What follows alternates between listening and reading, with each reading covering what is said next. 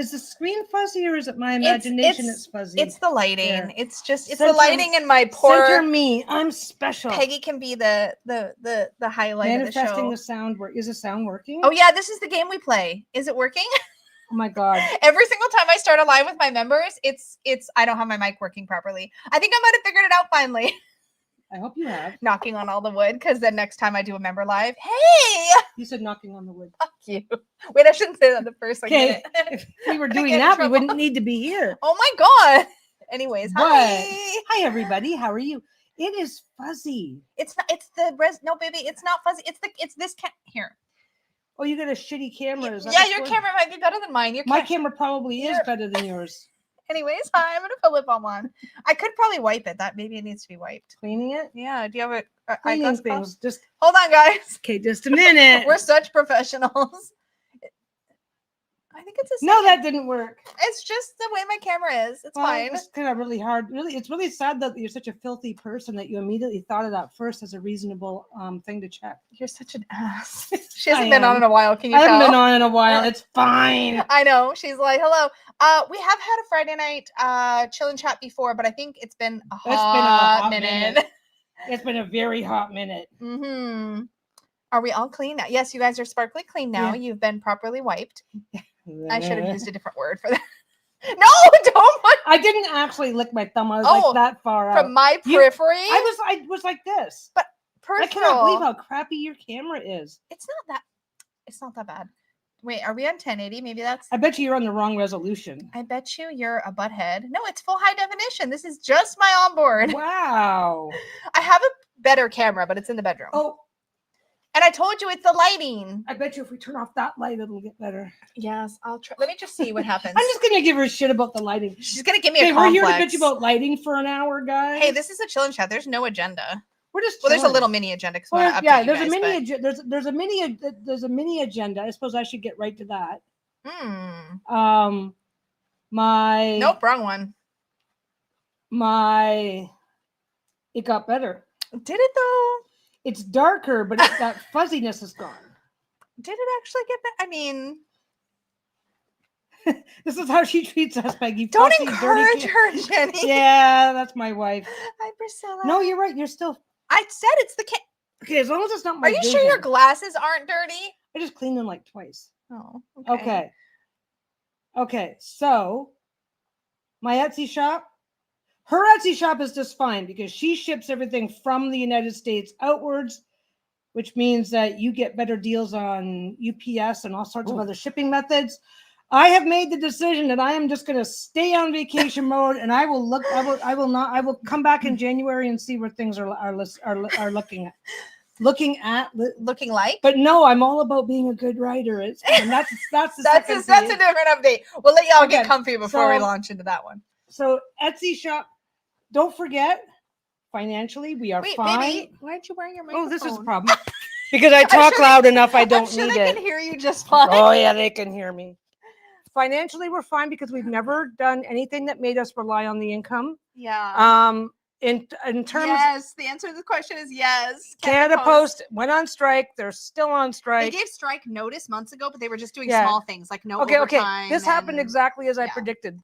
May 23rd, the government said, blah, blah, blah. We'll come back to the table on May 23rd. So they went on strike last year, just before Christmas. The government said, oh, fuck you. You're going back to work. They issued a back to work order. So then they said, but we're going to revisit this on May 23rd. Yeah. So it's like, well, May 23rd, and they did exactly what I said they were going to do. May 23rd, they come back and they said, well, we don't have a deal signed. So we're officially on strike. And as our strike action, we're not going to work any more overtime. But the thing is, once they give official strike notice, they can walk out at any time without no notice because they've already given notice. Which means that if Peggy had gone on as business as usual and they just decide to walk out on, I don't know, September 13th or something. That's not when they walked out. But if then any packages. That's about when they want. No, that's about September. Any packages that are already shipped are stuck now. So they kind of hold you hostage to, hey, we can just stop mail at any point. Yeah. So basically, And I run a Etsy group for Canadian sellers, so it's Etsy Canada. And people have been freaking out. Yeah, no one gets their mail. So people have been freaking out about the possibility of them escalating to a full strike for months now. Since May. Yeah. June, July, August, September. For last 4 months. So that's where I went on. The tariffs are annoying, but oh, you have a Hay House package stuck? I'm so sorry. The tariffs are annoying, but most of us have duty-free items. So it's not as bad as it could have been, right? It's just a matter of paperwork. You can send into the US if you're willing to if you're from Canada or Mexico, as long as you're willing to fill out the proper CUSMA free trade paperwork, basically. Yep, huge pile of boxes. What if it's what now, Kagwana? What is it? What if it's bills? Is this like money? Oh, bills. Yeah, you just don't get them. You just don't get them. You just don't get them. You don't get your bills. You don't get your checks. You don't get nothing. Electronic everything, or like it's actually hard for my business because not my business. Yeah, but where I work. They know Christmas is the best time to put pressure on everyone with a strike. Well, here's what happened. Here's what happened, and here's why here's my prediction is that this is going to get really fucking ugly. So they've been officially under a strike action. So the government did their own thing in the background. It's like, we need to do like basically, I don't know what they actually did, but let's assume it was something, it was a high level forensic audit of some kind, came back and said, Canada Post is bankrupt. They can't even give you half of what you're asking for the union. They made an announcement last week and they said, Canada Post has to cut costs, period. The government is no longer willing to issue an endless stream of bailouts, period. So Canada Post, Canada Post, we need you to come back to the table with information on all the things that you're going to do to cut costs. Oh, sorry, I didn't mean to keep that. 30 minutes after that announcement was made, Canada Post workers walked off the job instantly. Anyway, punchline is the union's not the union. I'm pro-union most of the time, but I'm also adult enough to know that sometimes when a union has a little bit too much power and it goes to their head, it fucks everything up. So the union is like, we're going on strike because we don't believe Canada Post is bankrupt. We want Canada Post to do all this other stuff because that will fix the problem and we can all keep our jobs. We can do this, we can do that. They've got this big laundry list. They want the government. Yeah, I'm staying in vacation mode. I'm not. I would rather we're down the rabbit hole. I am fine watching this shit show from a distance. Yeah. I would be stressed to death if I had to be in the middle of it. So I went on vacation mode then. I'm staying on vacation mode. I am going to try to shut the fuck up about Canadian postal system and all this stuff. But basically, the union walked out because the union doesn't believe that the company is actually bankrupt and still thinks the government's going to walk in with a big ass bailout package. And with that kind of thinking and that kind of mentality, these guys aren't coming back they are not coming back to work anytime soon. They still think Canada Post as a corporation has lost over $1 billion a year in losses that the government has been paying for. So it's also been one thing. It's going to get ugly and it's going to last. We think basically our prediction is that it's going to probably be a pretty long strike. Which is okay. Can I just be selfish for just a second, though? I think the strike might last until after Christmas. So if you are in Canada looking, but wait, this is what I was saying. Wait, there's more. Yeah, I ordered my I know everybody's gonna like this is first world problems. Like I'm well aware, but I ordered my 2026 planners like right at the beginning of planner switch season. They're in the mail right now, and I'm like, will I get them before January 1st? I hope so. I hope so. I hope so too, because I will have a bitchy, whiny wife. If you are sending or receiving Christmas gifts to or from Canada over Christmas, I will strongly advise you don't use the postal service to find another way because because don't forget, these are just legally, these are like these are legal strike positions that they're in and all this stuff. That doesn't take into consideration that there could be wildcat strikes. If they order them back to work, how hard will they work? How fast will they work? There was a little bit of when the government. DHL and FedEx can absolutely deliver. Yep. The thing is, DHL, FedEx, UPS, Purolator, all the like regular. Okay, if I try to send out Christmas cards through DHL or FedEx, it's going to cost me about $50 each to put them in the mail. That's to the put them in, courier. I'm sorry, to put them into DHL, FedEx, or other things, because of the way post offices are set up and they work. Canada Post cannot, so. Well, and let's just point out too, because the Canada Post strike is one layer of a many-layered dip.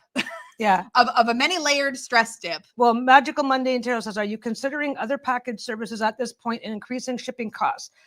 My problem is that, Canada Post has a legally mandated monopoly on packages within a certain size range. My packages are within that size range. So you qualified also for maximum. I qualified for discounts, all sorts of stuff. Which actually made your shipping reasonable for what you were selling. Thing. If I try to send a bag through DHL from here, I'm on the West Coast to say Toronto, closer to the East Coast, it's going to cost me about $50 to put a $20 bag in the mail. Yeah. It's fucking crazy. It's also much more difficult because we have to it's a whole different shipping process too for us. I mean, I guess that's not too bad, but that's not too bad, but it doesn't matter what I'm doing or where I'm sending it. I just cannot. But in fairness, I cannot send, but it's not worth the stress. But this was what I was saying about the multi-layered dip. Like this was something that this was icing on a very big cake, I guess is the best way to express it. This has been a big bullshit parfait all year long. I love bullshit parfait. That's the best. It's been one thing after another, and it just gets demotivating, I think is part of it. It sucks the fun out of something that's supposed to be fun. Well, don't forget, two things are a whole bunch of things. I'm 60 now. It's like, I'm reaching that stage of life. Almost 61, y'all. I'm almost 61. Give her a couple of months. It's like, well, wait a second. We've never put ourselves in a position where we've relied on the income. Yeah, we're not harmed. So I do not need to bang my head against that wall. Yeah. Period. Yeah, I'm not going harmed. to. Yeah. And I've now that we just got through summer, so sewing in the summertime is not the most fun thing on a really hot day anyway. Your sewing corner has no airflow. My bullshit parfait. They're a new Peggyism, people. I was just gonna say the way she comes out with this without even like blinking or thinking, it just like flows out of her like breathing. Anyway, I have been bitching on behalf of I'm bitching on behalf of the people that are in my group that are paying the bills with this money, and now they're kind of fucked. There's a lot of struggling small businesses out there. If your packages are within a certain size, there's just nobody else can compete. If you're under a certain size threshold or weight threshold, nobody else can compete with it at all. And I mean, $50 minimum for shipping. It's like, But you were also sort of in a wind down mode to a degree, which is I think part of it. I just to reassure y'all, she's not like crying into her coffee. I've got winter coming up. I've got 4 or 5 because I'm self-teaching. I have been self-teaching myself quilting for a long time now. Yeah. And I've been wanting to work on more advanced designs and stuff like that. Fishing stuff out of Peggy's pockets because there was a lump where my hand was going. And I showed a few people some of the stuff. I showed people some of the stuff that I've been working on. I've got other stuff to keep myself busy. Yeah, true. I've got other stuff to keep busy. I've got other projects that I keep putting off and putting off and putting off. So I'm in a really, like I said, I'm in a really good place. I mean, I think every time I bring it up, everybody goes, but how are you going to earn? And it's like, yeah, we're fine. Jenny says, plus those video games are not going to play themselves. Oh my God. I just pulled out Diablo yesterday. I've been playing. I just started to boot that up. Did you play today? No, I was gonna. Do you know what I fucking did? Oh, do you want to hear the stupidest of stupid injuries? Do I know? Oh yeah, I do know about this. Oh my God. Okay. These are my keys. My keys are like this, right? You're gonna get it. Okay. We are here unless somebody chooses to distract me. We're gonna do this. Okay, so these are my keys, right? So what I have a bad habit of doing is like, oh, I need my car keys. So I take this. This is what I fucking did. This is how I carry my keys around, right? So if I'm getting ready to click this, I will just go like that, so that that's not. I don't know. It's just something. It's something I do. No big deal. La la la la la. I did a tweak.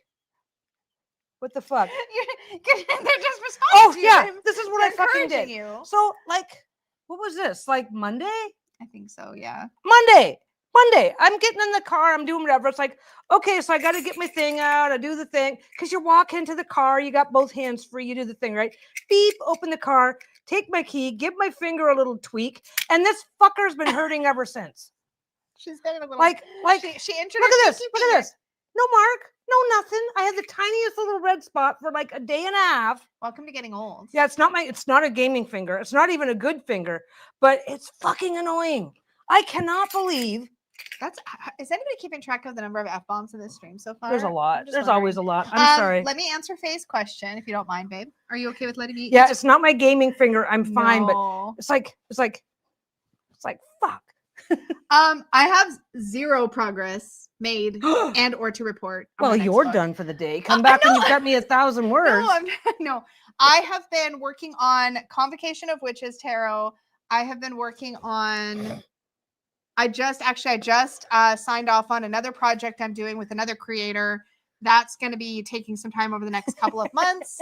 I feel like also focusing on Unicorn's Journey Oracle first part of the year, and now Convocation of Witches with this part of the year. So I have not even started on book 2. I've got it started in the sense that it's like I've got a skeleton of it, like I know the bones of it, but I have not actually started on it at all. So I might be starting it like maybe next year. Yes, it's hard to play my video games like a lady now.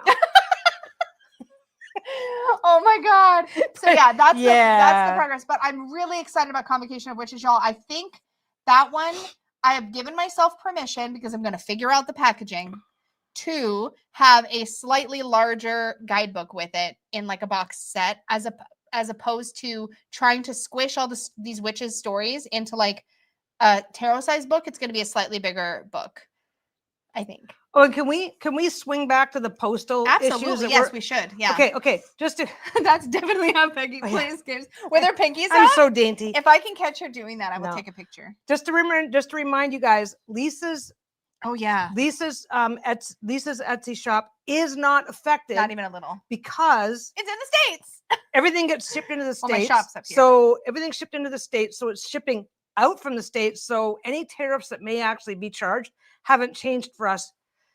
And then, any tariffs get impacted on import, but shipping to Canada, I can ship FedEx from the States. Well, that's what I was going to say, because, if I make a FedEx account now to try and ship, I don't qualify for any discounts, right? Plus you're shipping from up here, which is more expensive. Yes. It's more expensive to ship from here anywhere, either across Canada or to another country. But because you're going through a fulfillment, she's going through a US based fulfillment center. So she's getting advantage of maximum discounts through their rates.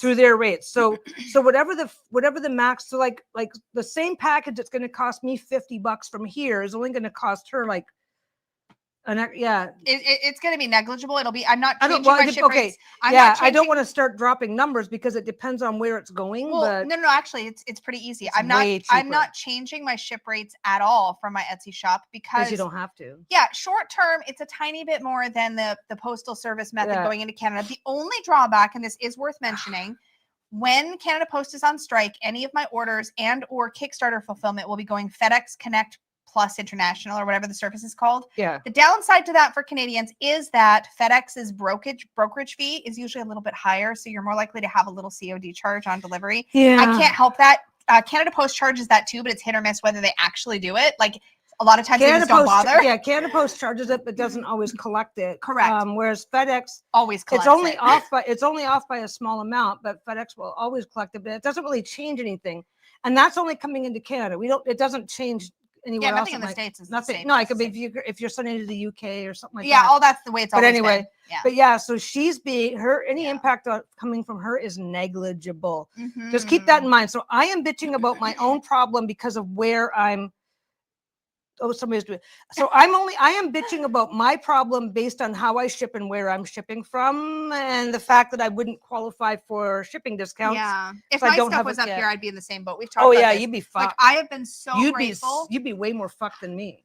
Most creators who do not have a US based fulfillment center are definitely struggling a lot more right now, and I'm very grateful that I have a US based fulfillment center. Now, sure, tariffs that the US charges on stuff made in China or whatever is still affecting us in the sense that as decks come in, any tariffs apply then. So we pay a little bit more to get our stuff into the States. Yeah, but you know what? You're paying on the production I was just going to say that. Not the retail No, I was just going to say that. Yeah. But for us, it's based on what we pay to have the decks produced, which, as we've been very open about, is not, that's our raw cost. That doesn't include all the other expenses that go into pricing out a deck. So anyways, punchline, it affects us way less than it would affect you if we were shipping from outside of the States. Because we can import. Yeah. Anyway, that's anyway, just we've talked about that before, but yeah. Okay. My stuff is fine, but yeah.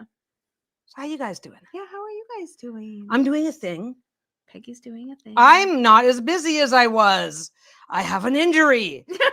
Do you know I couldn't? Okay, this is why I'm bitching. I couldn't sew. I was like, I'm gonna go do because when I first did it for the first couple of days, just bending my hand hurt, and it's like I am not gonna work through this fucking ear. And it's funny because your pinky isn't something that you're normally used to hurting. It's like it's kind of like paper cut. Paper cut's not that big of a deal, but once you have one, it's like ew, and you just can't stop noticing it. So it's like Bruno is losing his damn mind. Hello there, Mr. Puppy. How you doing? I'm allowed to sit here. Yeah.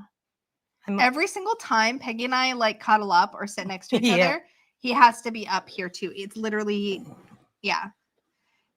Canada Post charges it, but doesn't always collect it, losing $1 billion a year. Exactly. I guess the dots do sort of connect, don't they? Yep. But yeah, it's oh, thanks, Nadine. I'm really excited for it too. Do you want to see what they did to my poor dog? He's 100% fine. He's completely okay. He is 1,000% fine. He had the tiniest little skin irritation. Look at that. And the vet shaved him. He had a little spot. But this was months ago. He had a little. We took the dogs to a new vet. No biggie. Everybody's fine. Shayla doesn't like car rides anymore, so we got. God, honey. Oh, I'm sorry. Be careful. He knows what those are. Shayla doesn't like those anymore and gets kind of upset and worked up. So we decided to find a closer one. I might not even be able to say the V word. No. So But Bruno had a bit of a spot on his side. And so when we were doing our introductory visit, they noticed it. They said, oh, he's got a bit of a spot. And I said, yeah, but it'll go in a couple of days. And they went, okay, well, we should probably take a look at it and do whatever. And they did a quick look and said, yeah, we should oh yeah, get some air on it, shave it, and then we can put some cream on it. He's like, we shave it so they'll heal faster. And it's like he's always healed in a couple of days. Yeah, he heals super quick, but we're like, yeah, new vet, why not? Yeah, new vet, why not? We expected a tiny little spot, but he comes out with this huge. This is 2 months ago. This spot was probably like the size of a quarter, like right there. And we're like, oh. The spot was gone with the spot was gone like within 2 days. Yeah. And we did not know how slow his fur grows back. I mean, I suspect you're not supposed to shave dogs with that type of hair coat or fur coat rather. Well, but I don't know. You can, but like, yeah, they're not like a hair. It's not like Shayla's hair coat where it grows he's back fine and it's growing back, but it's been 2 months. It's been so slow. It's been 2 months. A little embarrassing boy. I think it has more to do with his age than with anything else, because he's had like when he got fixed, they shaved the paw and then do the IV and stuff like that. He was fine. Getting his dental, they shave. Whenever they do dental and stuff like that, they knock them out, so they shave a spot. Yeah, it's always grown back. Boop, it's gone. And then this time around, it's like, oh shit, guys. They're good at it. They're good vets, though. They do like the new vet. Yeah, no, and they're very close. It's really convenient. They got a great facility there, but yeah, they're just down they're so close. They're so close they're so close. Don't rub your face after. Yeah, my dog is totally watching your dog. Yeah, he is the one who loves to be up here. It took 8 months for my cat's hair to grow back. His whole abdomen was shaved in order to do an ultrasound. Oh my gosh, that's so long. No. Yeah, it's only been like 3 months for Bruno. So well, we're going. Wait, August? No, I guess it's only been 2 months because it was the end of July. Yeah, so end of August, end of September. Yeah, it's only about been 2 months. Yeah. Bruno thinks he's a baby. He is my little boy. Mwah. Hi. Anyway, no, but I've been stopped by almost every neighbor. Oh, what's wrong with your dog? Is he okay? Oh my God, you guys want to see something so cute? They always get at bedtime. I can't say the word, but they always get a KONG. And we put some TREATSs in them. He's like trying words. Anyways, Bruno likes to take his off the bed and throw it around to get the stuff out of it sometimes. Well, he did that and he lost one. They were black. They were 2 black ones. He lost one. We still haven't found it. We have no idea where it's gone. It's in the house somewhere. Anyways, but it's a nightly routine. So we had to go replace at least one. So we went to PetSmart to replace one, and Peggy spotted ones that are literally shaped like little binkies, like little Puppy pacifiers, binkies. Oh my which God. is literally how they eat them. They like lay on the bed and they. It's so. Oh my God! So I took a picture. I'm gonna grab it and show you guys. It's real freaking cute. I think this is a. Oh, that's an animation. I don't want to show an animation. Just like a regular. Oh my God. There you go. Yeah, you could show that. Go back to the first one. Is that better? Yeah, they're not. The dogs are like. She's fuzzy, but that's not bad. Okay, so here, let me just present, share, photo, and let me put it up on the screen. There you go. There they are. So a pink one for her and a blue one for him on the bed. They have their new binkies. Yeah, they have the freaking cutest thing. Yeah, ever. a regular Kong is just the front piece. So now they've got the whole thing, which Like, Bruno loves because Mr. Toothless Dog here, he manages to grab it and run out here with it every night. But now I don't know how he does it with the regular one, but now it's you got something stuck to your fur. Aren't they so cute though? Do you guys want to hear a story what this idiot dog did? Oh boy. Do you want to hear a story? Did you know? I finished off a jar of peanut butter. Oh my God. I was traumatized. I finished off. He's fine. Okay. So when he's a little dog. So whenever we finish off a jar of peanut butter, we'll scrape it out as best we can and then let him let him lick it. Well, the best thing of his whole turns life. out that jars of peanut butter are straight up and down. The ones that we get, the craft ones that we craft, whatever. This was a no name. This was like an off brand. Oh, you're still bitter. Oh, I'm so upset about this. Okay. So we get him a so I finished a jar of peanut butter and we happen to have had like no name that time. And I give him the jar and he's like he was so happy. He's super happy. He grabs it, he runs off with it, he's doing his thing. And we've done this so many times. We've done this a million times before. So after about 10 minutes, and don't forget, this thing has been scraped to death, right? Right. So he's really going to town. But so after about 10 minutes, I noticed that he's wandering back. Who noticed? I did. Oh, you did, yeah, because you pointed it to me. I'm like, he's just la la la la la with the jar. It legit was stuck on his head. The no name brand has a slight curve, so it goes like this at the top. Instead of being perfectly straight. Yeah, because usually peanut butter jar. Okay, I don't know if it's just the brand we get is always straight up and down. Yeah, just that happens. No in at all. God. So he comes out. He has got because he is just his head is all the way in it. Okay, I go to tug and realize it's no, he didn't. He's just like, no, okay, I guess this is my life now. He was so chill, and I'm like, I am not chill. He's got this thing on his head, and he's just like. La la la. Peggy got it off of him right away. It was not like a panic. She freaked out. I was like, holy shit, you're trying to suffocate my dog. I was like, oh my God, why? I am like pulling this thing, right? I think you had to twist like a screw. I can't. Okay. It did not take long. This is a drama story, but it takes longer to tell the story, right? I'm trying to pull it off of his head, and he's just like. It was like, horrible. It was on there, laughing, right? But it was horrible. I don't know how he got his head in, but he's shoved his head. His tongue only reaches so far, and he's determined. We knew he was going to stick his head in the jar. We just didn't know it was going to get stuck. Yeah, because he's never gotten stuck before. Yeah. So he gets stuck. She had to hold him while I yanked it off his head. She yanked and then he's just like evenly and gently, but like it just required steady, firm pressure. He's just like, oh, okay. I guess I don't have to live like this forever. Ask me if he wanted to stick his head right back in the jar. Like we put it away, like we recycled it. He's just like, were you taking it? He was like, he was not at all bothered. He's like, why are you interrupting He followed my me snack? to the kitchen. Why are you taking it away? I wasn't done. It's like, so he was fine, dude. I'm like, but yeah, just. Oh anyways, my God. Lesson learned. If you're going to give something to your dogs to like make sure that there's no narrowing at the check the slightest narrow, but just enough. And he's got this big ears. So because once he gets it was stuck on the ears. Once he got the ears in, it wasn't. Look at these, and he's like, oh, okay, you're gonna pull on my head now. This is fine. He doesn't care. He's so unflappable. Bruno got his head stuck in a peanut butter jar. That's that is the punchline. But he was like so freaking chill about it that it was only a few seconds. Like I've had a cat do stupid stuff like that before, and And as soon as they're not comfortable, they're like flicking around. They're like, "What's going on? What's going on?" And he's just like, "Okay, Yeah. Okay, I guess I'm just doing this." He did not care. He did not care, and thank God he wandered out He's here totally because fine. thank God, yeah, he was fine. It was like this lovely adventure for no good reason. I panicked, but like he was fine. Peggy was very on it and got it off of him. We got it off his head. Yeah, we could have like, "Hi, baby." We could have just like got something in there and started cutting the jar. I don't know what we would have done. It's a soft enough jar. We probably could have just snipped them. No, well, what I would have done was went to the end of the jar and sliced it and shaved it that way, so he could breathe while we figured out what was going on. That's true. Get an air hole or two in there. There you go. Oh my gosh.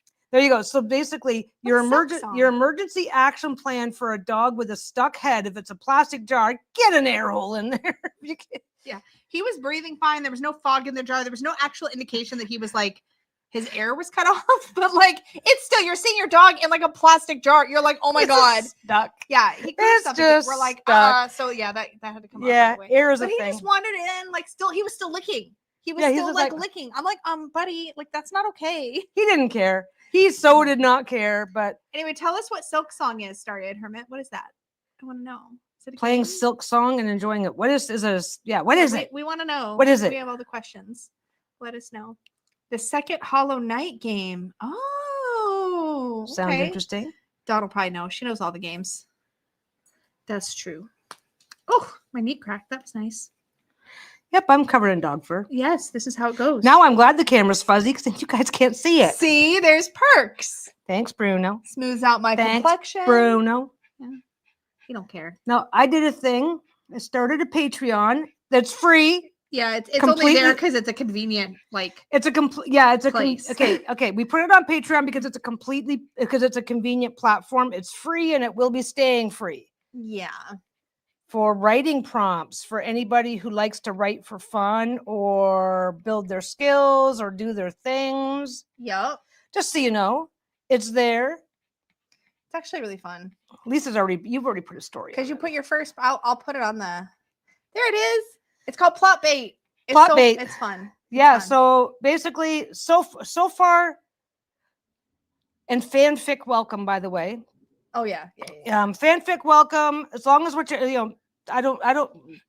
There's not. We put it behind an 18+ so that people can write whatever kind of genre. Yeah. You don't have to worry about that. Yeah. Like if you're into verbal porn, that's no judging. Written porn, written smut.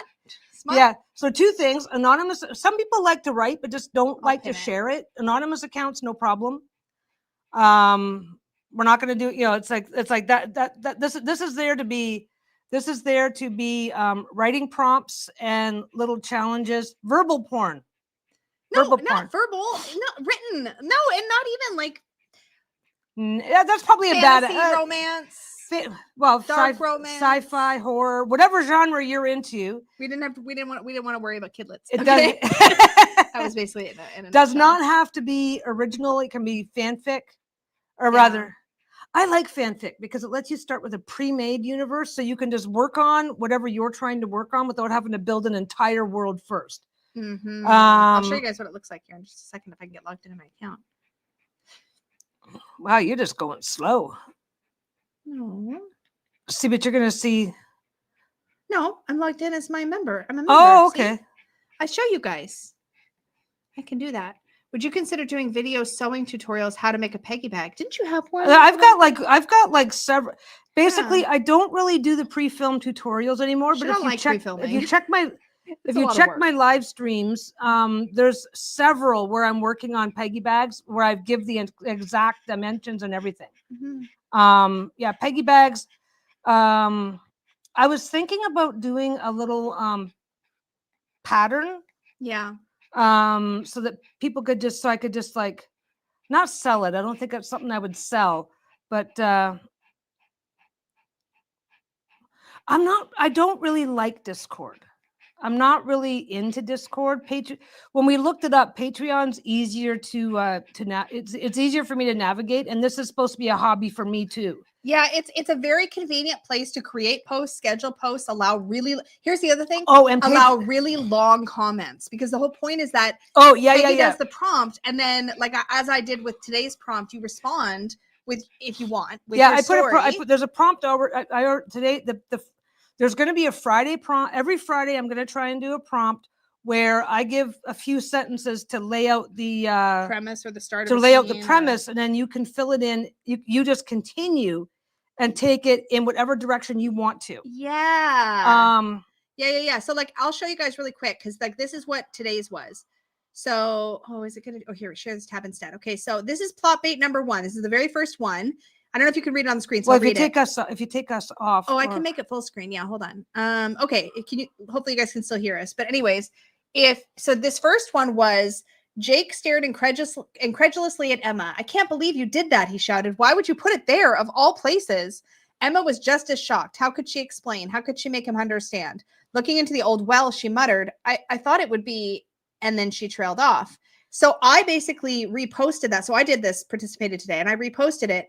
And then I just continued on and finished the story, right? Yeah. So I wrote a whole little kind of, not a whole complete story, but like a scene / story. The idea is that you don't need to write now, if you are into writing an entire novel, go right ahead. Yeah. But yeah, Patreon allows for several things. For starters, there's not really any obligation to tell Patreon who you are, and a lot of people prefer to do the writing anonymously. This. It sounds a little like RP writing gaming. Kind of. Yeah. I've been playing a lot of like solo RPGs and playing around with creative writing just for fun, and this to me is a fun way to do that. But she's got a whole bunch of other stuff planned, different kinds of challenges. Yeah. Okay. Well, word count. I'm sorry. Yeah. I'm sorry. No, somebody asked about why we picked Patreon. For starters, I know that most people monetize their Patreon. I'm not monetizing.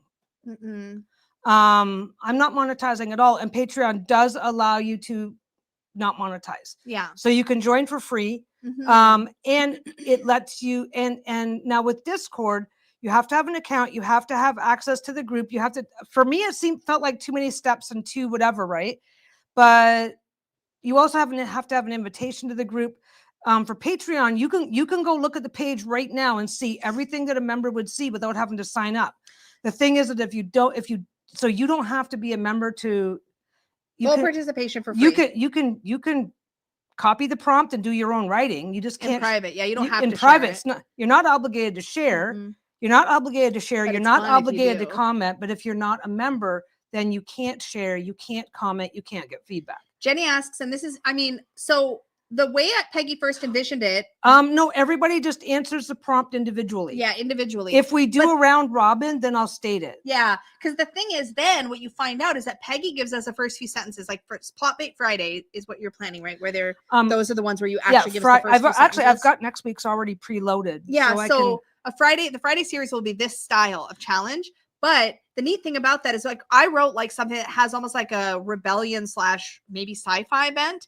But somebody else might read the exact same prompt and take it into like a romance place. Well, and there's no time limit. Like I'm not deleting any of these. So yeah, you can come back 6 months from if it's like, oh, I can't think of anything. You can come back 6 months later when you do it. It'll just stay forever.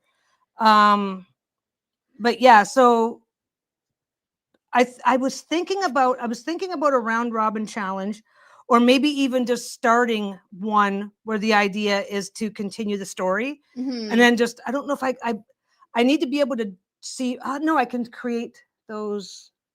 I'm still getting used to how the site works. We're learning the platform, but we're still learning the platform. There's a way to do a round. There's round robin. There's a round robin thing I could do, where I just start with a single sentence. Yeah, and then keep them to the side, because those would all be long-term ones. Yeah, the neat thing about it too is like it's a fun way to engage in some creative writing or some creative exercise, which is great for your brain.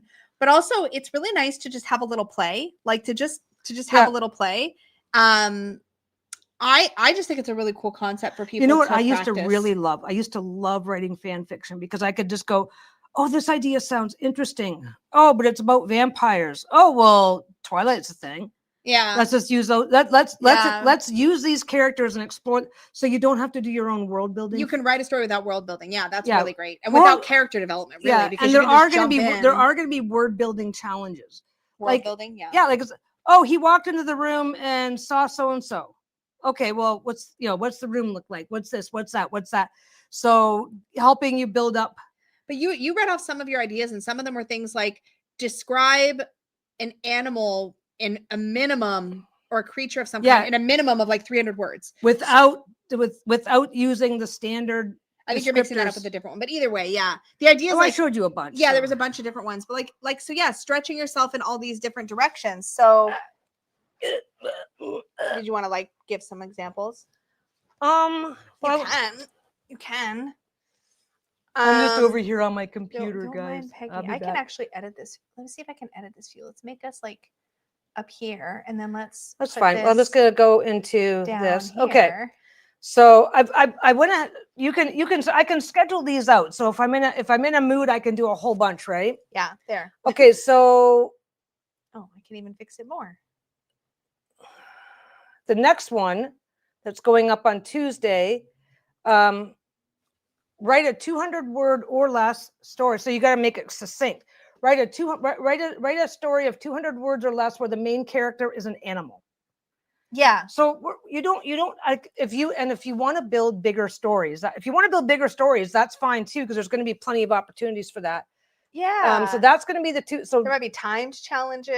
Or Tuesdays, I think I'm going to do challenges. Fridays, I'm going to do here's 2 or 3 sentences and go. Yeah. And then we're going to have other stuff. Mishmash. Taking, obviously, open to suggestions. She says obviously. Obviously. But it's a fun little creative outlet, I guess. Okay, here's the one that's, I've already got this set. So this is coming up next week. This is next week? Yeah. You have 10 minutes to write about your protagonist taking a short walk. Who are you? Where are you going? What 3 things did you see? What strange event happens along the way?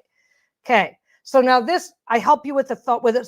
I help you with something to think about. Remember, you can always build out more details and the larger story later. This exercise is about getting the bones of it on paper. Yeah. Because sometimes that's the hardest part, right? Yeah.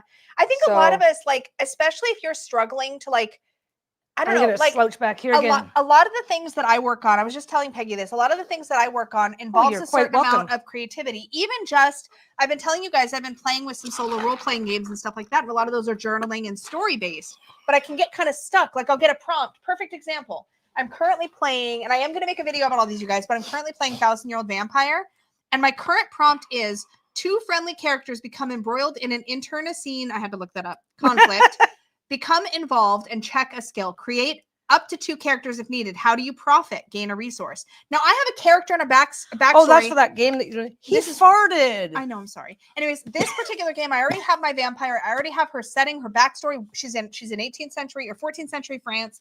And I'm still wait, what am I gonna have happen to her? And the thing about this is this has been really stretching me, but with plot bait. You are more excited about this than I am. I think I am. Oh yeah, she went crazy when I told her about this idea. With the solo RPG journaling, I really enjoy it, but I get very stuck on oh my god, what should I do? What should I do? Well, and exercises like this help me think of new ways to approach prompts or new ways to approach story to play with this more. And I'm loving this kind of stuff right now. So it's it happens to be very well timed, but he does have really stinky farts. He is rancid. Oh my god, he's a. No, for real. He totally does. Do you know what I did yesterday? I thought Lisa was going to come around the car and slap me. Wait, what did you do? Oh, Cianchai says, I write more and better than I breathe, quite literally. But I desperately need more structure, and this will help me get that. Yeah. Well, and like I said, I'm not going to flip out if somebody's clear. You always use screen names anyway. I'm not going to go, if you don't tell me who you are in the real world, I'm kicking you out of there. That's weird behavior. That's very strange. Most of my writing was always anonymous because it's less stressful that way. Yeah. So fan fiction. Guaranteed, I'm probably going to sign in with an anonymous account if I write anything dirty, just so you know. So if Yeah. you see somebody showing up writing Well, dirty that's stuff, something else too. Some of the writing stuff that some writing stuff that people explore. It's like, oh my God, if anybody finds out I wrote that, I'm going to be so embarrassed. So, but yeah, fan fiction, anonymous accounts, absolutely welcome. Create multiple accounts on Patreon and join. All you need is a Gmail or a Facebook to join Patreon. Patreon's really easy to join. And all you have to do is click that you're over 18 to get access to the over 18. And if it's like, wow, that's not, I love writing, but there's, you can just, it's all going to be public. Yeah. It's all going to be public. You do not have to join. Public and free. You don't have to join to be able to see what's going on. You just have to be able to join if you need to interact with it. What's nice with the interaction. What was the other thing that we said we wanted to point out? Two things. One, part of the purpose being that if you submit, other people can give positive, constructive feedback. So if like you want to test a scene or see how two characters are going to interact for the latest story idea you have, so you want to use one of these prompts as a way to get some feedback on how is it hitting, you can do that. Indie authors, you wanted to I'm trying to figure out how I want this to work for anybody who either is an indie author or is trying to become an indie author, because I'm happy to host. You want to like be able to feature other people's work. Say your goal is to write a book, right? Yes. So it's like I could submit a short story. Or you already are an indie author, right? Yeah. It's like, I've already written a couple of books, but I'm working on some fiction right now. Fiction, yeah. But like a lot of indie authors have shorter pieces that they're working on. They have prequel pieces that they're working on. Okay, like maybe you're working on a 50,000 word book, but you want to write a short story to kind of promote the work and also get some feedback on the characters and the world. Yeah, you could do a mini prequel or standalone story. I cannot pay an indie author. I won't be paying. This is free. I'm not going to pay an indie author to host hey, can I host your book on my? That's not fair to anybody. No. But it's like if you happen to be either aspiring to be, if you do a lot of writing. Or if you have something that's like, I would love to share this, but it doesn't work within the prompts. It's like, I'll be happy. Yeah, because you were talking I'll be happy to take it and put it up, give it its own post and do a thing. It can even be a multi-part series. One of the things that's interesting, okay, like I was reading. I don't know yet exactly how that's going to work. I was reading a book. Where are you going, baby? From the Tomes and Tea series. Okay. You Can't Spell Treason Without Tea, Pirate's Life for Tea. Anyways, at the end of their second book, it's a cozy sort of sapphic romance, cozy fantasy sort of book, right? So very mild, no spice. But for some reason, what they did was at the end of the second book, they had like a little like separate standalone story just tucked into the end of the book. Well, that's the kind of thing that is a perfect, if you're an indie author, if you want to write like a short story. I'll throw it up for you and then link back to your books. Well, yeah, punchline was sometimes what you want to do is, let's say you want to promote a book. You're an indie author, you've written a great full-length novel, and you want to promote it, then you could always write a short story, maybe featuring those characters or from that world, and then submit it to Peggy. I told you, she's more excited about this. I am, because I love supporting indie authors and indie deck creators and stuff like that. So to me, it's like right in the wheelhouse of that same thing. I know. It's like that. Plus, it's a creative exercise. Well, and I've been starting to get. I write for fun, and I have for years. Yeah. But I never write in any great volume. Short stories, stuff like that. Yeah. I've got a few that I might go dig up. I've got a few that I might dig up, modernize a little bit, and throw on the page. I hope you do. More spaces for indie authors to promote without having to do a hard sell or desperately needed. That's what I was telling her. This is exactly what I want to use this space for, because now I'm not 100%. Okay, I'm 100% sure how it works. I'm not 100% sure how appealing it might be, but I can have it so that when you come onto the page, you'll see what did it call? Collections. So it's like okay, playlists. so let's say okay, okay, if I pull up all of my old stuff and do whatever I'm going to do with it and post it, then then it goes up as a regular post, but then all the posts are linked into a collection. So it'd be like Peggy's writing this collection. You click on it and it's only going to show you the posts that include my writing. Lisa's collection only. And no, I'm not doing that. I have no aspirations, but like, let's say somebody wants to roll out they want to share a story with the community that's in 3 parts. So you want to have, maybe Peggy could promote, like roll out a chapter a week for the next 3. Yeah. But then those could live in a collection. Okay, I can make 20 posts a day for all that matters. Maybe Wednesday is going to be indie day where I do a post and then your stuff is coming in on the comments, right? So if you have a piece of writing that you want to submit for a post of its own, then you contact like Peggy. indie author says, I would love to post this. They post it, and at the end you see, and here's how you go buy my books. Yeah, because right? like, what if you do one of these? I have prompts? no problem doing that because I'm getting something valuable from an indie author for free, Other and people they get are to getting read your free. work. They get samples of their style and their work out there. I get access to that to help grow a community. To help, let's see where this goes, right? Yeah. And then what if you do one of the prompts? What if you're just a regular person like me? I'm not like a professional fiction writer, but let's say I take my prompt from today's Jake and Emma prompt, right? And I'm like, hey, I'm going to turn that into like a 5,000 word story. I'm going to build a bigger story and see if Peggy will post it on her Wednesday. Yeah. Because let's face it. Okay, here's how this works. When we say indie author, we automatically assume that that's somebody who's getting paid, like a professional. An indie author is any individual person who is doing this work for one reason or another. But also, I wanted to comment on this because I mentioned this to Peggy, and I don't know that everybody knows this, but I self-published my nonfiction book, The Self-Worth Path. And one thing that I found out is that book reviewers, for example, who review books, most of them have. And if anybody has contact information for reviewers or whatever who might. Yeah. Go ahead. No, finish. Go ahead.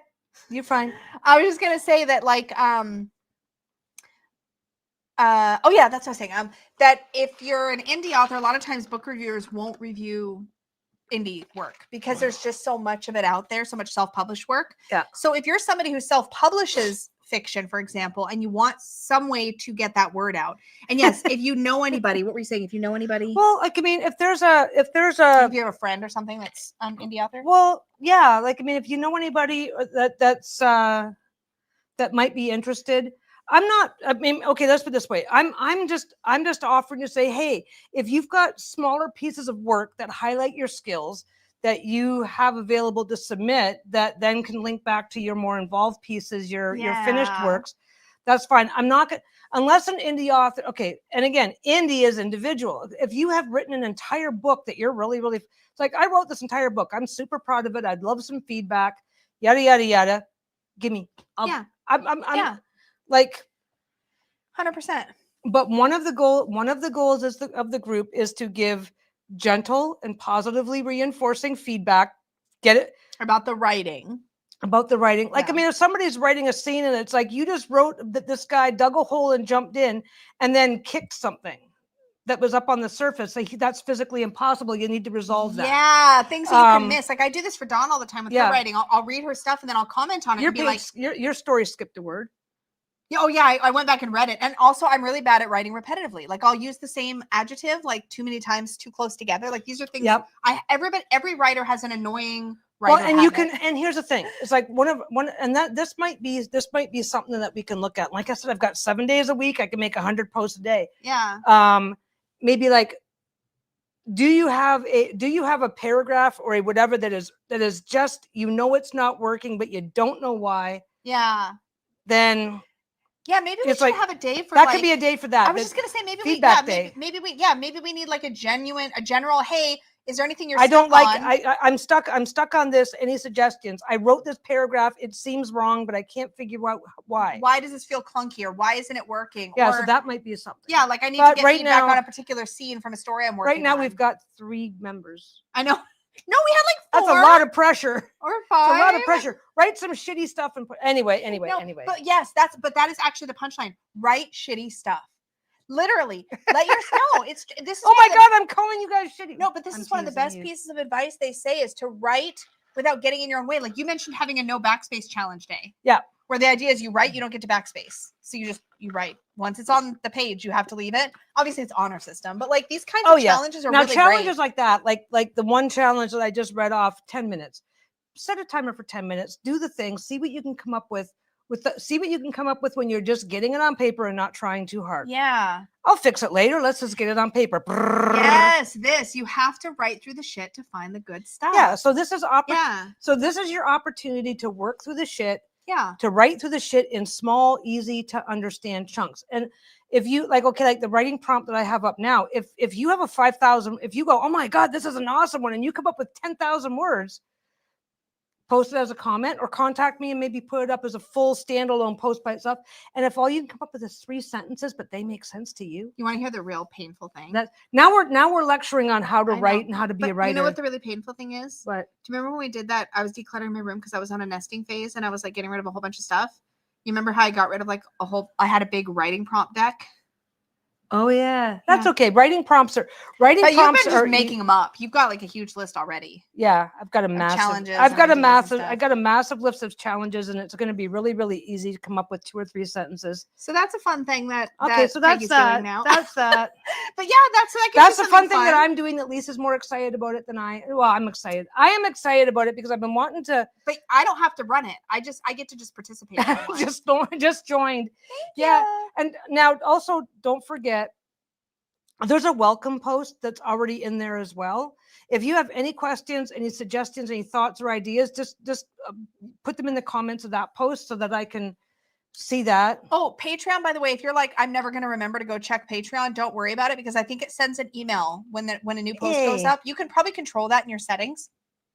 But that's how I keep up with my Patreon accounts I follow is I just get an email when they make a new post. As far as we know, can turn that off. So as far as we know, Patreon does not have a word limit in the comments. I tested. I got up to 1,200 words in a comment and tested it. If for some reason you are the lucky winner of finding that limit, and it's like, but I really want to post this and get some feedback on it, just message me. Yeah. Hey, can this have its own post? A standalone, yeah. Can this have its own post because Patreon wouldn't let me finish it?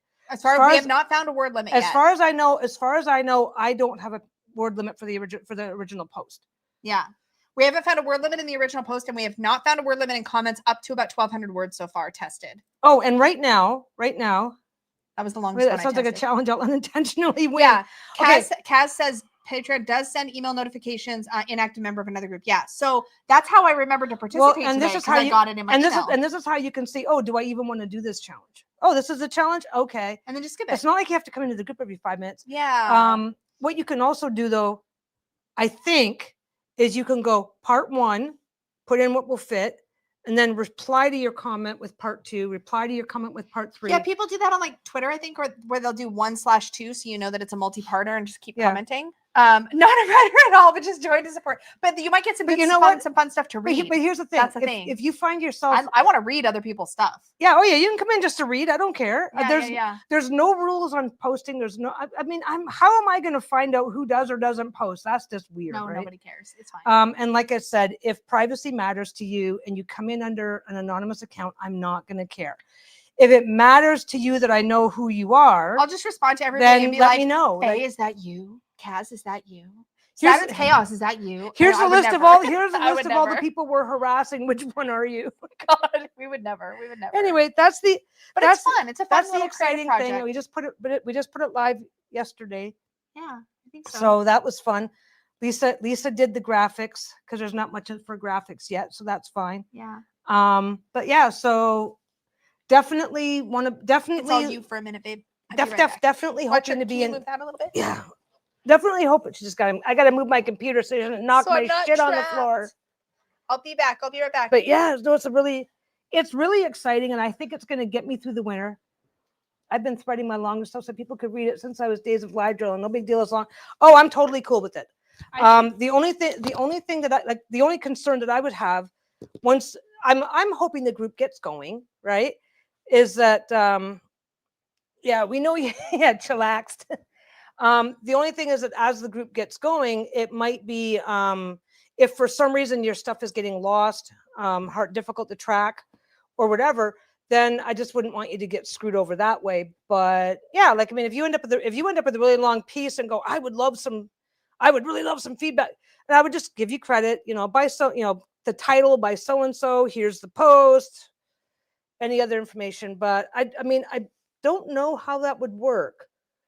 Because if the group ever gets big enough for it to matter, then I suppose it would be one day where that happens. And I may do post, if there's six people are going, hey, I've got a longer piece I would like to post as a separate post, then I guess I would just okay, that's going to be Wednesdays. So there could be 6, 7, 10, 2, 0 stories popping up that day. That's the best. What do you guys think? Is that a good way to do it?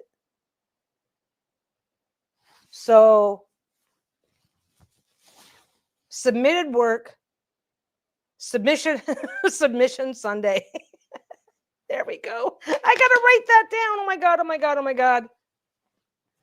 Where's my shit? I got nothing here to write on.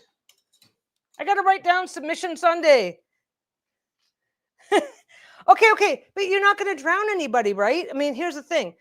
There's some people are gonna come in looking for longer stuff to read. Some people are gonna come in looking for shorter stuff to read. And there's no obligation. Submission. I gotta write this down. Come on. I've got to write down submission Sunday. Oh, come on. Why does it take me 400? Oh, because I don't have it on here. There we go. I do not have 100 down. I don't know what you mean, Kaz. I'm looking away and I'm looking back and what the fuck is this? Oh, for fuck's sake. Okay. I am making such a big deal out of this for no good reason. What is this doing? What are you trying to figure out, babe? I just thought submission Sunday for anybody who wants to submit stuff into its own post. Oh. For deeper, longer pieces, stuff like that. Oh, 100% down. Oh, okay. Do you want me to just send you a message? There you go. Kaz just said, note for Peggy, submission Sunday. I can send you a DM. That's what I'm trying to do, but this is all I'll fucked up. And yeah, no. I tried to get in. Submission Sunday? Yeah. Submission Sunday. Okay. Reader submissions so that they can go into their own individual post. If for anything that's longer. Oh, yeah. Submission Sunday. Submission. Or like I said, if you've got something like there you go. Like if you've got something that you're. It's a great idea. Yeah. Well, and it's a submission Sunday for any work that's not related to any of the other challenges or topics or whatever.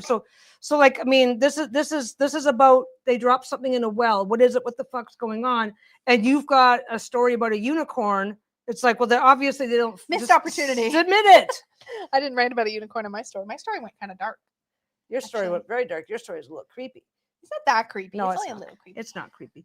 So yeah, so if you have a story, if you have your own standalone story that you've been working on and you want to submit it for review, it does not necessarily have to be complete, but you would want to make sure that that's known, a known element. It would be in the title, I guess. Mm-hmm. So you just let me know what title you want. You could call it a whip. You could call it a work in progress. You could say scene. You could say like this is just a scene sample. Yeah, a scene. Like depending on what you're trying to get feedback on. Like I'm just thinking. Okay. This is a brand new group, so I think we would work out how that all looks later. It'll shape over time. Basically, it'll shape over based time. on what everybody's enjoying. If you have your own separate submission that you would like to make. Yeah. Now look through my folder. Might take a while. Well, that's fine. Perfect. If you have, it's like, you know what? I stopped working on this because, and it's like I don't. Yeah. This is about building the skill. Yeah. Building the skill. And sometimes it's fun to do short form. I think it's fun to do short form writing where it's not necessarily got a solid intro or a solid conclusion. I love short form. If you read what I submitted on this morning's prompt, for example, then it's like basically I jump in where Peggy jumps us in and I leave it very open-ended. There's tons of like what's going to happen next because that's kind of fun too. Like a little teaser. And then if people are like, "Oh my God, that's a really intriguing premise." You're like, "Oh, maybe I should flesh that out." You would be able to edit a comment that you've made. But post Peggy's I'm the only one who posts, so I'm the only one who can edit. But if something changes, then I'd message her or whatever. Just message it. And that wouldn't be a problem. Yeah. And like, do you plan to allow for or include prompts that are I feel like I chatted with you about this the other day, but I can't remember what you said, for like poetry or other types of writing, or is it mostly just gonna be fiction? Okay, you could take today's prompt and say, and let it inspire a poem, for example. Yeah, like you could take today's prompt and it's like, okay, so something fell in the well, everybody's upset. And so Jake, as he always does in moments of stress, broke into prose. Okay, yeah, it can be funny, it can be horror, it can be PG, naughty because it's 18 plus. It can be 18 plus. Yep. The only thing it can't be is bestiality. It's the only thing that Patreon. That's not the only thing. Oh, okay. But there's guidelines. That's one of the main ones. But basically, for written, they're very, very. It has to be some pretty extreme shit before Patreon will even care. You can click on their guidelines. It is an 18+ group. Yeah, so you can do. So that way you can vividly describe things. You can do all kinds of stuff. But there's some very specific. Oh, and it's very specific too. It says you cannot describe scenes between a human and any animal known to this world. Oh, and the other. So if it's monster romance, totally fine. Totally fine. The other thing it explicitly says is that any paranormal's fine. I don't know what the word they used was. Any erotic content. It can't have dubious consent. It has to be clear that it's consensual. Yeah, it can be consensual non-consent, but it can't be dubious consent or non-consent. Yeah. So basic ethical which makes stuff. Sense. I think if those are legalities, that's why. I think if somebody wrote something that was all about that type of behavior, that I probably wouldn't post it. Yeah, because it's probably a little too dark, but but I don't care if it's dark. Dark is fine. CNC? Yeah, CNC is okay. Consensual non-consent. Yes. So like negotiated non-consensual scenes, things like that. Would be fine. But yeah, so it's outlined very specifically and very clearly. If you literally look up Patreon community guidelines for erotic posts or writing, if you're concerned, the community guidelines are there, but it has to be pretty extreme before it's a problem, which is what everybody needs to know. Which is why we said it 18+. That way people could write whatever genre they want, in whatever style they want. If it's not 18+, the rules completely change on what's allowed. Yeah, it's just better to have it be 18+. Yes, but like I said, but they're pretty loose rules. Like there's pretty loose criteria on Patreon, so you can get away with a lot. As far as what are the current favorites? Sci-fi is like a. Oh, I would name them as cozy fantasy, romantasy, which Peggy's like, I am not going to put a romantasy tag on anything on. I'm like, it's a whole genre, though. Oh, tagging. I'm not sure how tagging works on Patreon. You just use the tags and then people can click them to pull up everything with that tag. That's how a tag works anywhere, basically. So collections let you create playlists of content, basically collections. Tags, if people tag if you tag the post, like let's say you're giving us a challenge and it's going to be like plot bait, you could actually do I don't know, sentence starters or something. You could actually have different tags. So if people are looking for certain types of prompts. If you're doing a site, I always go straight to science fiction shit. That's my favorite genre. So if it's like science fiction, I think if you want your stuff to be found by tags, then I think you have to put a tag in your comment. We have to see if you can tag your comments. I think you can, but it'd be nice if the genre was there, because then if we were able to tag our kind of assigned genre tags to our writings, that'd be great for somebody like me. That's something that we have to look up. But anyway, I was going to say that'd be good for something like me, because then I could search, and if I wanted to read everybody's submissions that they consider romantasy, I could do that. I'm going to keep using romantasy because I think it's an awesome genre. Cass says fun, but not too much. Yeah. Tags would be nice. I'm just curious. I'm not sure. I'm not sure where that goes, where tags are concerned. I'm just curious because I'm on my own account. I'm just wondering if I can actually tag my story. Let me see. Edit. What happens if I start typing like a hashtag? Hashtag. I'll call it sci-fi, and then save. You can edit your comment, by the way. Is it clickable? No. So that did nothing. Okay. Well, it might not be clickable there. Is it clickable back in the main page? That's where that's where it should show up. No. Maybe we have to create tags before people can assign them. Yeah, I don't know. We'll have to look. We will look into that. We will look into how tags work. Tags would be super nice, but you can also in your title, then you could also have title - genre. It's just that tags would make them searchable with a single click. No, I realize that, but if it's like, okay, like say you really, really hate science fiction with a passion, then if so people put science fiction in their comment, like in there, because I didn't title mine, I just started typing. Oh, you know what I mean? Yeah, but you could put the genre. You could put a few bits of. This is what's happening on Patreon. It's free. It's free. I did a thing. It's a creative thing. It's on Patreon because Patreon's the easiest platform to use. It's totally 100% free. Did I mention it's free? And it's not a money-making short venture. Story prompts, writing prompts, different challenges for people to improve their writing. Yeah, especially for short story writing. And it can be fiction. It can be fiction, nonfiction. Some people love to write nonfiction in a more, you don't just go, this happened and people did stuff. You want to write a story around it. Like memoir, for example. Memoir, there's stuff a lot like more that. descriptive words. Yeah, like more. So it does not have to be strictly fiction. It can be any other genre that you want. Maybe it's an article. Maybe like I used to love writing articles. I would write articles, and I would write the article for fun. Something would catch my attention. I'd write an article, then I'd start shopping it out and see who wanted it. Yeah. Yeah, it's like a writing game community space. Exactly. And lots of space available for indie writers.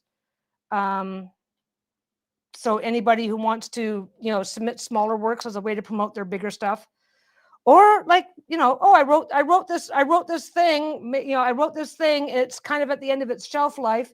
So I'm happy to share publicly now that I've, now that it's no longer viable as a financial project. Here, do a 10-part serial. I don't care, but I'm not paying any. I'm not getting paid. But there might be a tip jar in the future, but I really don't. The problem is we tested this out because we're like, oh, what would happen? We tested it. But as soon as you created a tip jar tier where people could optionally throw like $1 or $2 or whatever at your way, as soon as we created that, you couldn't see where it says join for free. You could find it if you knew where to look, but if you didn't know where to look, it wasn't obvious. But here's the thing, and you never did this to make money anyways. Like, well, the whole point is no, it's like she was talking about ways she could. I was talking about that if I had a tip jar or something like that, then maybe I could like. Down the road, pay down the road, maybe actually offer to pay indie writers for short stories and stuff. It would be such a pain all the way around. Yeah, exactly. It would be a huge pain because we want it to be a free. I say we. It's really hers. I'm just claiming it now. Yeah, but no. It's like it does. Yeah, monetizing something like this would be a massive pain because it's like it makes no sense. It makes no sense, but as long as Patreon has the free space for it. Oh, and there's a chat room. I made a chat room. I'm not sure how that works. Can we see it? I don't know. Let's see if we can see it because I'm in as a user. Chats.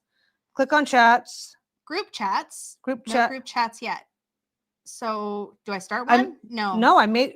I think you have to actually create. This is where group chats. I made a group chat. When a creator you support starts a chat, you'll be able to join and talk with other members. I started the chat. Well, it's not showing up. So I'm in as a member. It's not here. Direct messages. Send a message. You can you can send direct messages to other people. I do not know why the group chat's not there because I made one. Huh. You have to check on your side. I have to check on my side. I don't have to check right this minute, but I'm gonna. Yeah. But I'm gonna. Okay. Just gonna keep saying I'm gonna, just to remind people that I haven't run away. But yeah, that's what it looks like. But the whole point says it's not there again. I know, I told you. Oh, wait. You have to create the individual chat. Okay, no. I have to look this up. The chat may only exist as long as I'm logged in. Oh, that could be. So we'll have to see how that works. Yeah, I'll look it up. This is reminding me of guilds and forums from way back in the day. It's so funny because this is kind of why we picked Patreon, is because it's kind of set up like that already. It's set up very interactively, and the fact that it doesn't have like word limits on your comments made it the perfect platform because so many social platforms, Facebook, everything, you hit a certain point and it won't post your comment. So if you're going to write short stories in a comment, Patreon was the only one we could think of where you could do that easily. Well, and Discord is its own thing because you cannot just get free. You cannot give people free access. They have to at least join your Discord. They have to join the Discord. Yeah, they can't just go in. So it's browse. Like this. You don't even have to join to be able to come in and read this stuff. No, you can just bookmark. Like I said, read what people write. Yeah. Yeah, you don't have to join anything. Yep. And so A, you don't have to join. B, I feel like it's a more intuitive interface. I really struggle with Discord. All my friends are on Discord. I'm not on Discord. Like I'm there, but like I don't like Discord. It just does not work. I don't like it. It's weird in this way. It does something to my brain. That's not good. Oh yeah, I forgot about Substack. Substack. I never heard of Substack. Substack's relatively new, I want to say, but it's kind of like a I know there's a comparing point, but it's kind of like a newsletter that's hosted, kind of. My friend Tara has a Substack. Krista has a Substack. Might be interesting to look into it, but I think that's more for like if you're pushing out content to be read. It doesn't feel like the same sort of forum-y, interactive-y It needs vibe. to be forum-y / interactive-y. This I feel like is more forum-y. Yeah. Like you get to like go in, participate, comment, reply to each other's comments, that kind of thing. Yeah. I don't know Telegram either, but yeah. I like this. Well, we're gonna start here for sure, and then we can always. But Substack and Telegram might be two to look into. Yeah. But it needs to be interactive, and I like the idea that people can access it. Yeah. This is something we've always said. Yes, blog. That's the word I was looking for. It's like a blog. Yeah. But having a blog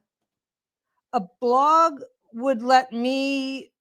If you were posting a lot of writing yourself, that would make more sense. Yeah, if I was posting a lot of writing or being like, but this is more like you're kicking off discussions. But you can't even look at that stuff. As far as I'm understanding it, you can't even really look at that stuff unless you become a member. Not on Substack. Substack's like public like that, but again, it's like more like Blogger sites like that. So again, I think that's a good platform. If you were to put long form posts up a lot, that maybe, but like. For Patreon, it might be a nice sister thing to do. Could be, yeah. Like if I start getting indie submissions and longer pieces from, and like I said, individual. So this is not just paid writers that I'm offering the space to. Yeah. If I get enough of the longer content, then maybe it's like, okay, well, do you want to be on Patreon or do you want to be on both? Yeah. And then longer pieces can go on. So that might be something to do down the road. Yeah, you could build it out into its own little like thing. I like this. I like so far Patreon. Okay, and also it's simple and easy to manage in the background. Yeah, that matters too. I mean, platforms you understand and that are easy. Yeah, because there's some of these platforms that there's a few platforms that there's like building out your own website. I know how to do that.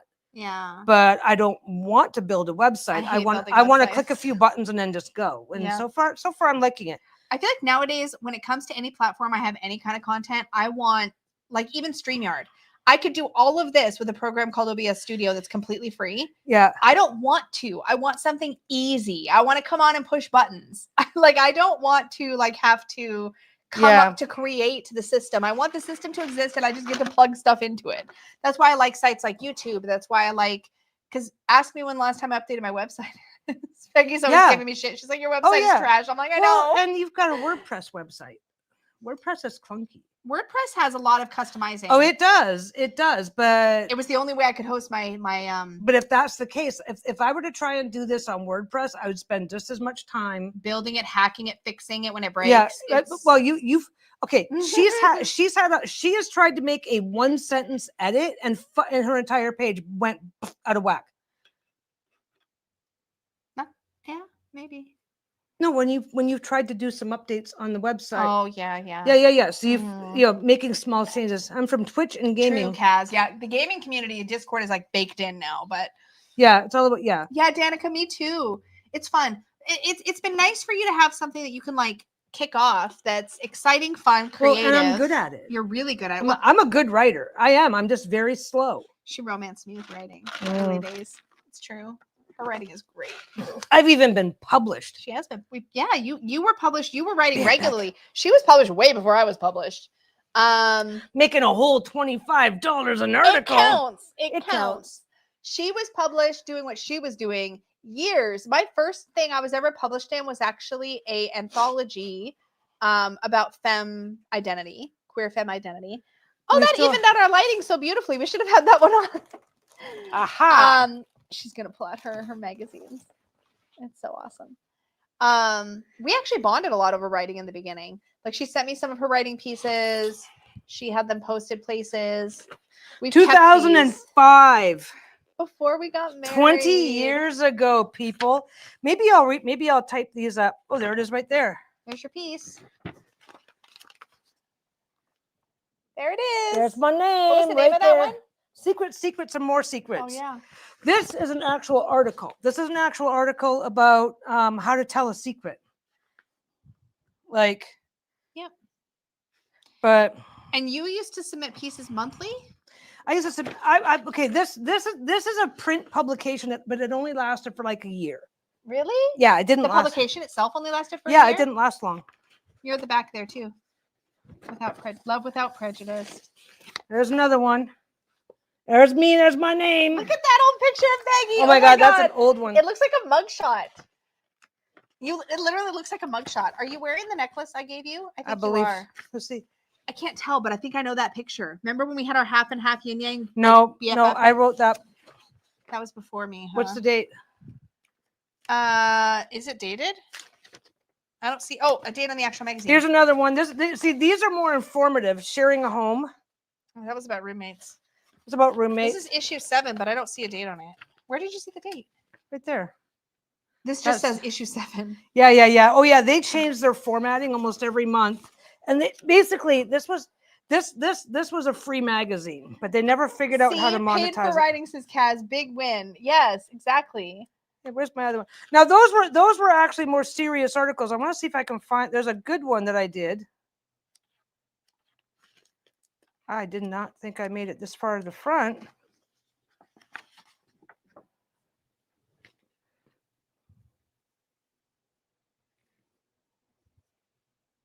Are you in this one?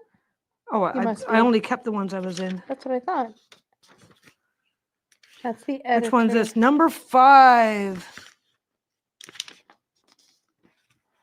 God, this magazine is such a physically large. Well, this is the thing. It was like a newspaper. This is one of those. This is one of those ones that you would get coming into or out of the bar. Yes, zine is short for magazine, but I think it became it's specifically what we called indie magazines. Yes, and often they're like zine culture. They're like small. Yeah, well, this is the problem. This came out just when zine culture was coming in. Did you know any of these other authors? No, like in real life. No, we were just people who submitted stuff and got it printed. Yeah, sometimes online magazines call themselves zines. Yeah, it's how they just started to distinguish themselves between print and regular magazines. I know I'm in this one, or I wouldn't have saved it. Keep going. You probably just skipped your page by mistake. I skipped it by mistake. Yeah, because I was always in the back. I was always near the back. I missed about one. Yeah. An article about. There you are. There it is. Ah. Was this the one you were thinking of? What's this one called? Yeah. Cooking for kitchen illiterate butches. Literally? Yep. Oh my God. Cooking for kitchen illiterate butches circa January 2005. Okay, basically That's I did amazing. not live in the basically I'm not sure, there might have been the Dyke Drama Channel. Oh my God, wait, hold on. Think accessories. Did the dishes match? They don't have to be fine china, but the plates should not be chipped or visibly damaged. Oh my God, you were saving which kind. Okay, but it's more it's not serious. It is not a serious article. It's tongue in cheek. That's so cute.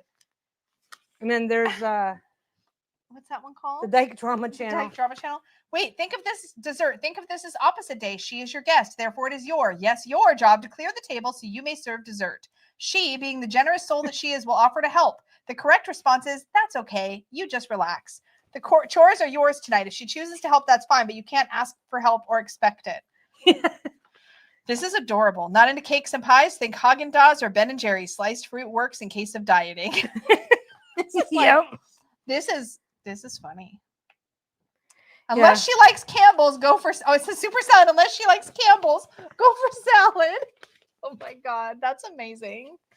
Yeah. Anyways, blast from the past. Peggy's writing. She also wrote some really good hot things too. I'm just saying. Yeah, I got some other stuff. I got some other stuff that I wrote. Some naughty hot things. I'm just saying. You still have it all? Yes. Oh wow. All of it. Okay, well maybe I'm going to be doing putting some stuff in there. And I guess now that my name's not on the page itself, so I guess now everybody knows. I said that wrong. You could just post anonymously. I did the royal we because even though I'm doing this mostly by myself, Lisa will always be available as the backup just person. Like with my channel and stuff. It's always we at the end of the day. So don't get creeped out by the royal we. It's Lisa. Lisa is. I made you a moderator. I'm a moderator. I don't plan to do any moderating. No. I'm a moderator for tech support help, and that's it. But I'm a moderator. I'm a moderator on like my channel membership, but you've never had to. Yeah, I'm a moderator on your channel, and I very rarely have to come in and actually do anything. I'll mind you, the opposite is true of my Facebook group. Peggy, if without Peggy, I guarantee you, I probably would have shut the Facebook group down. To be honest, I do not want to be in charge of the Facebook group. No, you're going to be the person who's like, if something comes up and it's like, is this okay? It's actually probably going to be I need a new banner for this. I need a new whatever. Yeah, it's like I'm like, hey, you need a graphic. Let me do that. That's fine. Yeah, she's gonna be in helping out. So I decided on the royal we, even though it's almost entirely me. It's Peggy's but that's project. Fine. I'm the little helper. I'm the paper passer outer. Yeah, you're a good little helper. You're a good little helper. So yeah, but we royal we on everything now because usually because everything is we. There's nothing we do that is inherently like I run a lot of my YouTube stuff, but like it's still we. Like my last 2 new video series were your ideas. Yeah, that's true. In fact, most of my video series are Peggy's ideas at the end of the day. We're driving around one day and she goes, I think this series, I think this has run its course. I need more ideas. Go. I'm like, what? Yeah, you're like literally I was like, okay, here's what I want. And I talked about this in one of the videos. That's true, Sunshine. What's that? That's why I thanked you both for doing all the work for me. So we get it. It's all good. Okay. The funny thing is, I think I said this in the video, but in case I didn't, what happened was I was like, I really want some new video series for the channel where I can use what I have. Like, it's not all about showing new decks. I'd like it to have an educational component. I wanted to do this. I wanted to do that. I said, and the idea I gave her was shop my stash. I wanted a reason to show from what I have and like make fun content that's also useful. So anyways, I think it was like the second word out of your mouth. You're like, oh, I think you came up with the idea of deck roulette and you came up with the idea of cards in conversation. And then we kind of brainstormed until I nailed the idea. But like those 100% came from Peggy first. And I do this weird thing. It's like I pop up with the title and then I just go. I legitimately call her my idea machine. Like it's great. Nobody needs like any kind of technology for this when you have like a wife that will just generate ideas for you. Yeah, exactly. That's all you need. Yeah. What's mine is mine and what's hers is mine. Oh, Jane says the roulette one was super cool. It was fun. Thank you. Oh, and get this. Wait, I mean, you guys are here, so I'm trying to steal the credit, and she's so distracted. You already had the credit. I just gave you the credit. Yeah, I said thank you. Welcome. I said thank you before you could. Why did you say thank you? Because Jenny said the roulette game was super cool, and I said thank you before you could say anything. Oh, I get what you mean about stealing the credit now. Okay, wait. I give 1% for the idea. She does 99% of the work, and I walk around like I did it all. I have an idea for the future of deck roulette. I want to get your guys' feedback. So actually, here, you chat for a second. I'm just going to grab something. I'm chatting for a second. I'm only going to be gone for like 2 seconds. 1. Oh, no, don't count. 2. Okay, more than what 2 a seconds. Disappointment. Oh, my God. So anyway, what else is new with you guys? So that's what we're up to. It's like, I'm going to be quilting. I'm going to be working on some quilting. I got one quilt I didn't do much. I'm trying to figure out what I want the next pieces to look like. So I got that going on, and I've got this going on. So that's my world. What about you guys? Who's got a new thought project or idea that they're starting on? Yeah. Got to keep yourself sane over the winter when there's not enough light. This is called Auspex. It's one of the solo RPGs that I'm going to be covering on the channel. But here's the thing about this. This is 100% tarot based. Here's the premise. Okay. The premise is you shuffle your deck into majors and minors. You create your world setting. I'm hoping Peggy's thing is going to help me with that. There you go. You create your world setting. So that can be something, just a couple sentences. The example it gives here is a sleepy town in Regency era England. Any day now, a new king will be crowned. Or underneath a bustling metropolis. Lisa got busy. Yeah. Underneath a bustling metropolis, shadows, slink, and slither, a world of creatures of tooth and fang who live underneath footsteps and crave a day in the light. So you set your setting, right? Then you write a couple sentences about how this world is about to change. So, for example, on the morning of the coronation, the uncrowned king is slain. There's no heir to the throne, so a search for a new ruler must begin. So you have to have some sort of like reason the world is going to change in about a week. Okay. Yeah. Quilted tarot mats are fun. They're easy. And you can do one in an afternoon if you've got all your materials ready to go. And they're really they're good. They're awesome. Mm-hmm. Anyway, so you set your world. And then you basically take a tarot deck, you shuffle your majors, you draw 7 of them. You can do them face down so it's a surprise. And then for each one of those, you draw a minor arcana card. Also, maybe keep it face down if you want, I guess. And then what you do is you play out 7 days. Each day, one of the majors is a visitor you get. So there's like a table in here that says, okay, so if the high priestess comes, she's a holy woman. So it tells you who they are that's coming to visit. The minor arcana helps you go to a different table for what her question is. So let's say you have the high priestess and you draw her minor arcana card is like, we'll say the 2 of swords. Her question, I am at an impasse, a stalemate. They will not budge and I refuse to change. What are we to do? Are we doomed? Who must give in? Surely not I. So you get their question. And then the back section is 20 different tarot spreads, legit, 20 different tarot spreads. You pick a tarot spread that might help answer this question. You shuffle from a full deck, answer that question for that person. And Jenny's asking if you're going to play it live. Yeah, so here's the thing. So you do this. Ooh, Jenny figured it out. You do this over 7 days. And at the end of the 7th visitor, after the end of the 7th reading you've done, the whole world changes. And you describe, based on the readings you gave and who visited, how did the world change? That's what this game is. So this is Auspex. So I thought, how perfect would it be? Sorry. It's backwards, or it's backwards on our screen. It's not backwards for them. Oh, okay. So I thought, how perfect would it be for deck roulette if I set the game up so that I've already got my world. I already have a separate deck I've used to draw my majors and my minor arcana for the questions. So then every episode of Deck Roulette, I'm doing a reading for one of the 7 visitors, and at the end of every 7, we see how the world tonight. So I won't be doing it as a live stream. This would be a pre-recorded video where I've set the world up. But instead of having to come up with a fake querent and a fake question, I have a game that gives me the querent and the question and the world that we're in. And it's a great way to practice reading for people who... Why wouldn't you do it live? Just because it's part of a pre-record series that I want to do. Ah. But there's other solo RPGs that are tarot-based that I might do live. You can get this in a number of places, actually. If you look up, the way I do it is I look up the name of the game. So this is called Auspex, AUSPEX, solo RPG, and then site:.ca if you want a Canadian site, or site:.com. Do you know what to play with this? Okay. Peggy will be so mad. I have like 25 solo RPGs now or so, about half of which at least use tarot. So we can pick a game and play together, but this one will be good for the Deck Roulette series, I think, specifically. I'm going to do a whole video on all the solo RPGs. Well, I've revamped my entire sewing area so that you could actually set up over there and go live.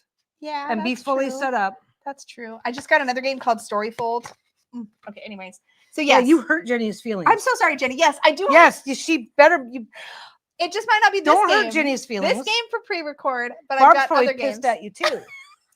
I have DFI on my shelf right now, Faye. That's another tarot-based one. Yeah. Yeah. I'm definitely going to be doing a video. I basically just finished Corco. And so now that I've finished Corco, I can hopefully sit down because I want to kind of talk about what I learned playing that game, and like also talk about the other games and how so many of them are different. Some are way more mechanics heavy. Some are way more journaling heavy. And like, anyways. So, and now I'm playing not Interview with the Vampire, 1,000-Year-Old Vampire. Yeah, it'll be fun either way, I promise. But yes, we can maybe members, we can do like a play together kind of thing. We'll have to figure it out because that'd be fun. Well, there you go. That'd be fun. Anyway, maybe see if you. How long does it take to play through the entire game? Most of them are like it says. Apparently, for 1,000-Year-Old Vampire, it says you can play the entire thing in 4 to 8 hours, 3 to 4 hours. What about Healer? I found it. It's a very short game. Oh, yeah. Do you sleep? Yeah, a little. Very short game about a healer in a variety of dungeon groups, and it uses tarot. There you go. Wait, I haven't heard of that one, and I've done so much solo RPG research, y'all. Hold on. Healer solo RPG. There's one called Village Witch that also uses tarot. Oh, okay. It looks like it. Healer, a tarot-based journaling game. It's on itch.io. You can get you all, by the way, you can get digital versions of these games. Oh, perfect, Emma. Thank you. Yeah. Is it the itch.io link? Because I have that. If it's a different link, you could send me a DM and I can post it. Your cat smells like slightly burnt caramel. What did your cat do? Or eat? Or fart out? Did you catch it on fire?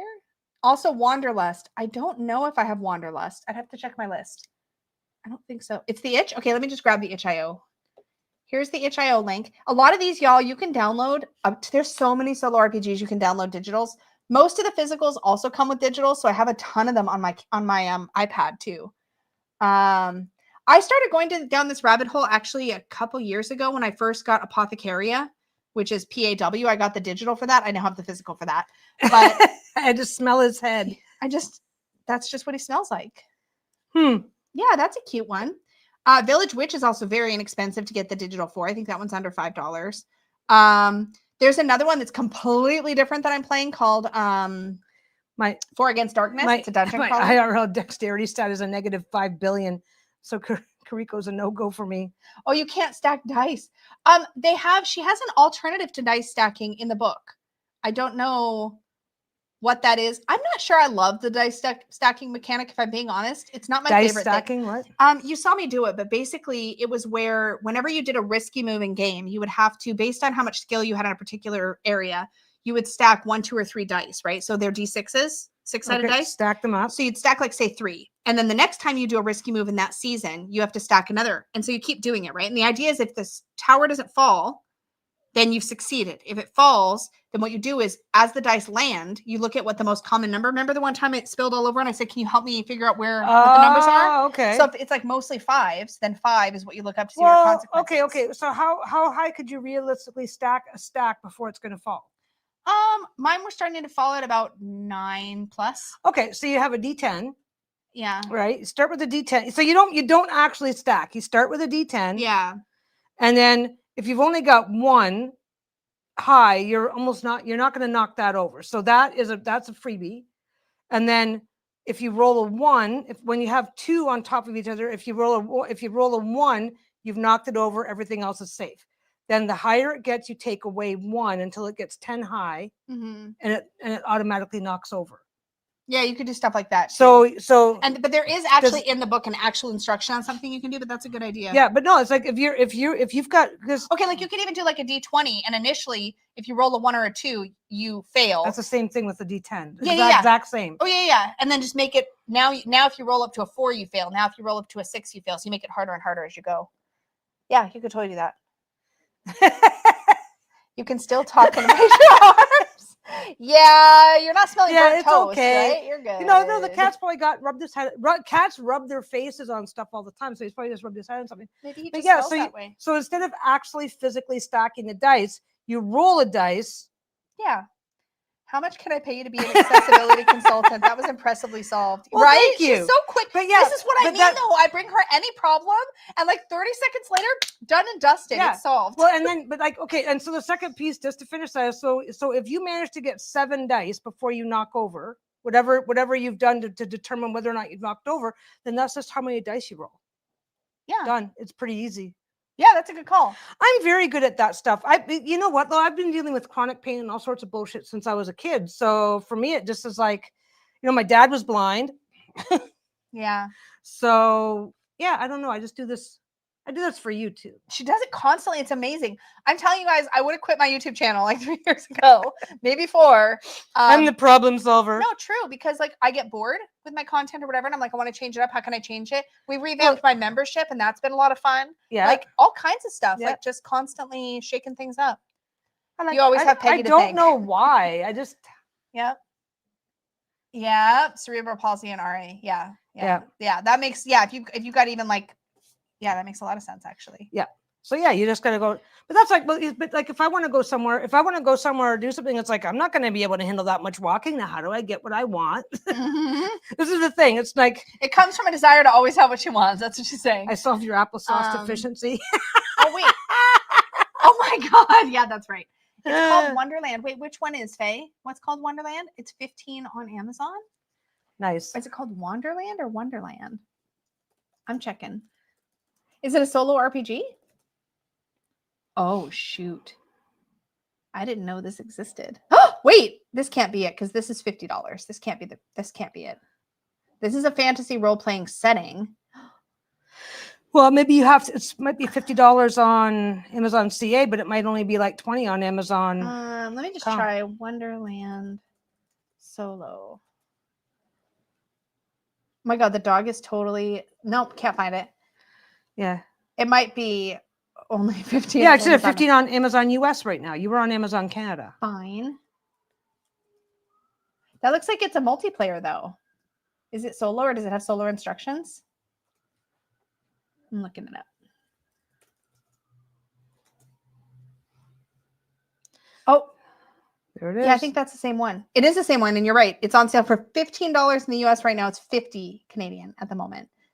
This says, drawing on the books and poems of Alice's Adventures in Wonderland by author Lewis Carroll, Wonderland offers a dungeon setting and source book that leads into combat. This sounds like multiplayer. And here's the thing, you can totally solo multiplayer RPGs. Yeah. I've been sticking with ones that are designed for solo because I don't have the brain power to figure out how to make it solo for myself yet. That's really cool though. Holy cow. For $15, I kind of want it anyways. But oh my God, this is really cool. Hold on. I might as well share the screen. Hold on. Let me share with the rest of the class. Let me not share with you or not show you anything. I'll share here. Share to Amazon. That's fine. Like, look at this. Follow the White Rabbit to Wonderland. The world, the cast, the land. Is that the caterpillar's anatomy? Because that's hilarious. Oh, no, dirt worm interior, it says. Alrighty, the White Rabbit's cottage. That's really cool. Yeah, it's on sale for $15 US. If you scroll down, it might tell you how many players it is. Oh. Like in here? No. Yeah, I just want. It's Andrews McNeil. It might say up here in the description.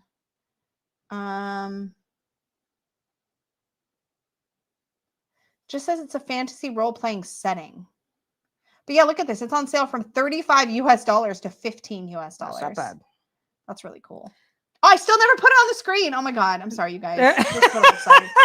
Everybody's going, okay, like, Lisa, I'm glad you're enjoying it. Here's the picture. Yeah, follow the White Rabbit to Wonderland.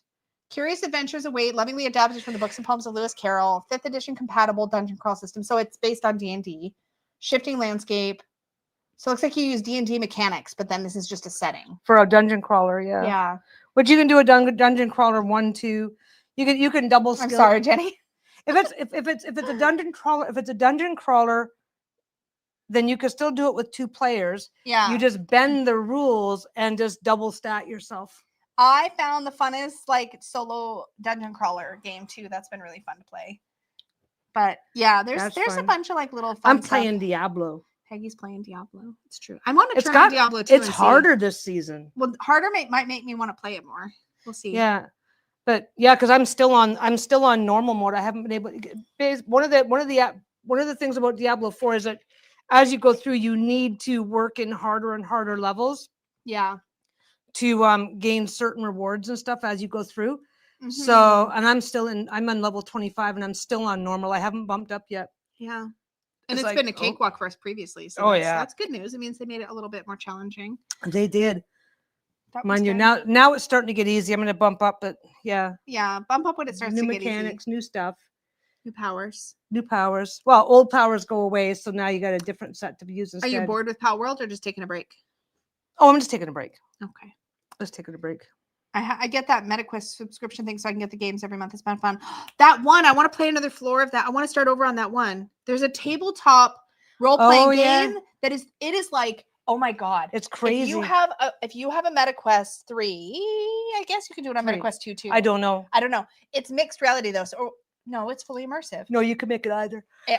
It's like a table with like a dungeon game inside and you're playing characters, but they're animated and you can pick up the table and zoom yourself right in. So you're basically seeing your character on this little pond. You're trying full size. There's like baddies and Peggy and I were playing co-op. Fucked up the first time. Well, I think we figured out that it's supposed to be 2 and 2 characters. So if you're only playing with 2 people, you should each control 2 characters, but we did 1 each. What was that one called? Deism, I think. Is that what it's called? I'll show you guys. It's the coolest thing. But we were playing it wrong because we thought. Oh wait, okay. Is it DM? Go ahead. I'm sorry. Yeah. You just gotta. No, that's this one. Oh, that's yours. What's the one we were playing?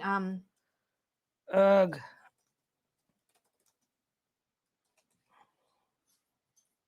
Demio. That's what it is. That's right. MetaQuest. Demio. I'll show you guys what it looks like.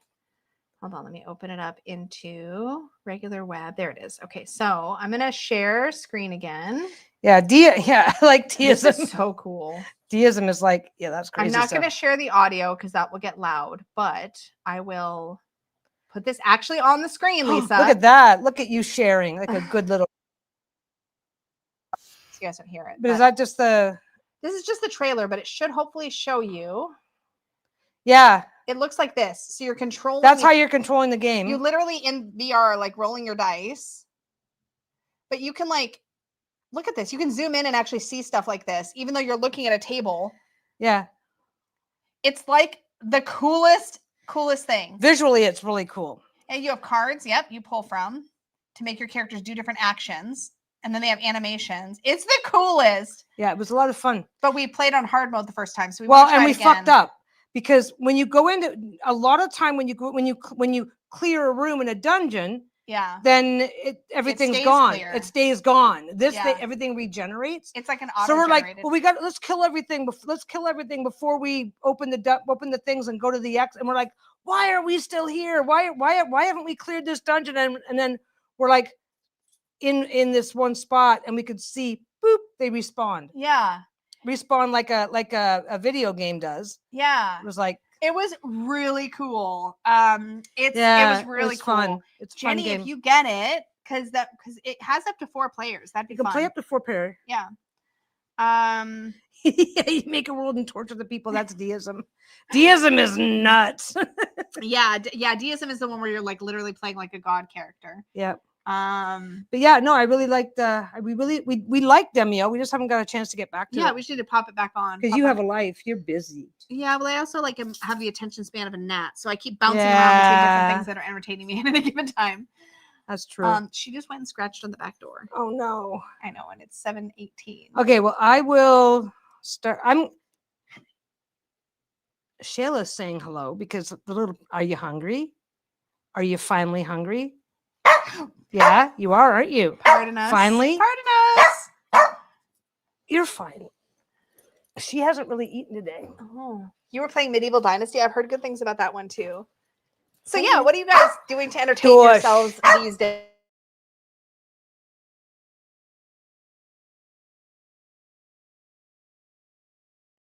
I feel like we've been playing games. I just been playing video games. I've been reading the Fourth Wing series. Obsessed. Oh my god, obsessed. I literally I couldn't take my book to bed last night. I had to leave it in the other room so that I would get some sleep. Because I have a tendency to read at night. And the thing is that it's the pacing and it's got so much like suspense and like excitement in the pacing, and I'm just sucked in that one more page. Next thing you know, it's like 2 a.m. on a work night. And I'm like, I really got to go to sleep now. So last night I was exhausted. I'm like, I've got to leave my book in the other room or I'm not going to get enough sleep.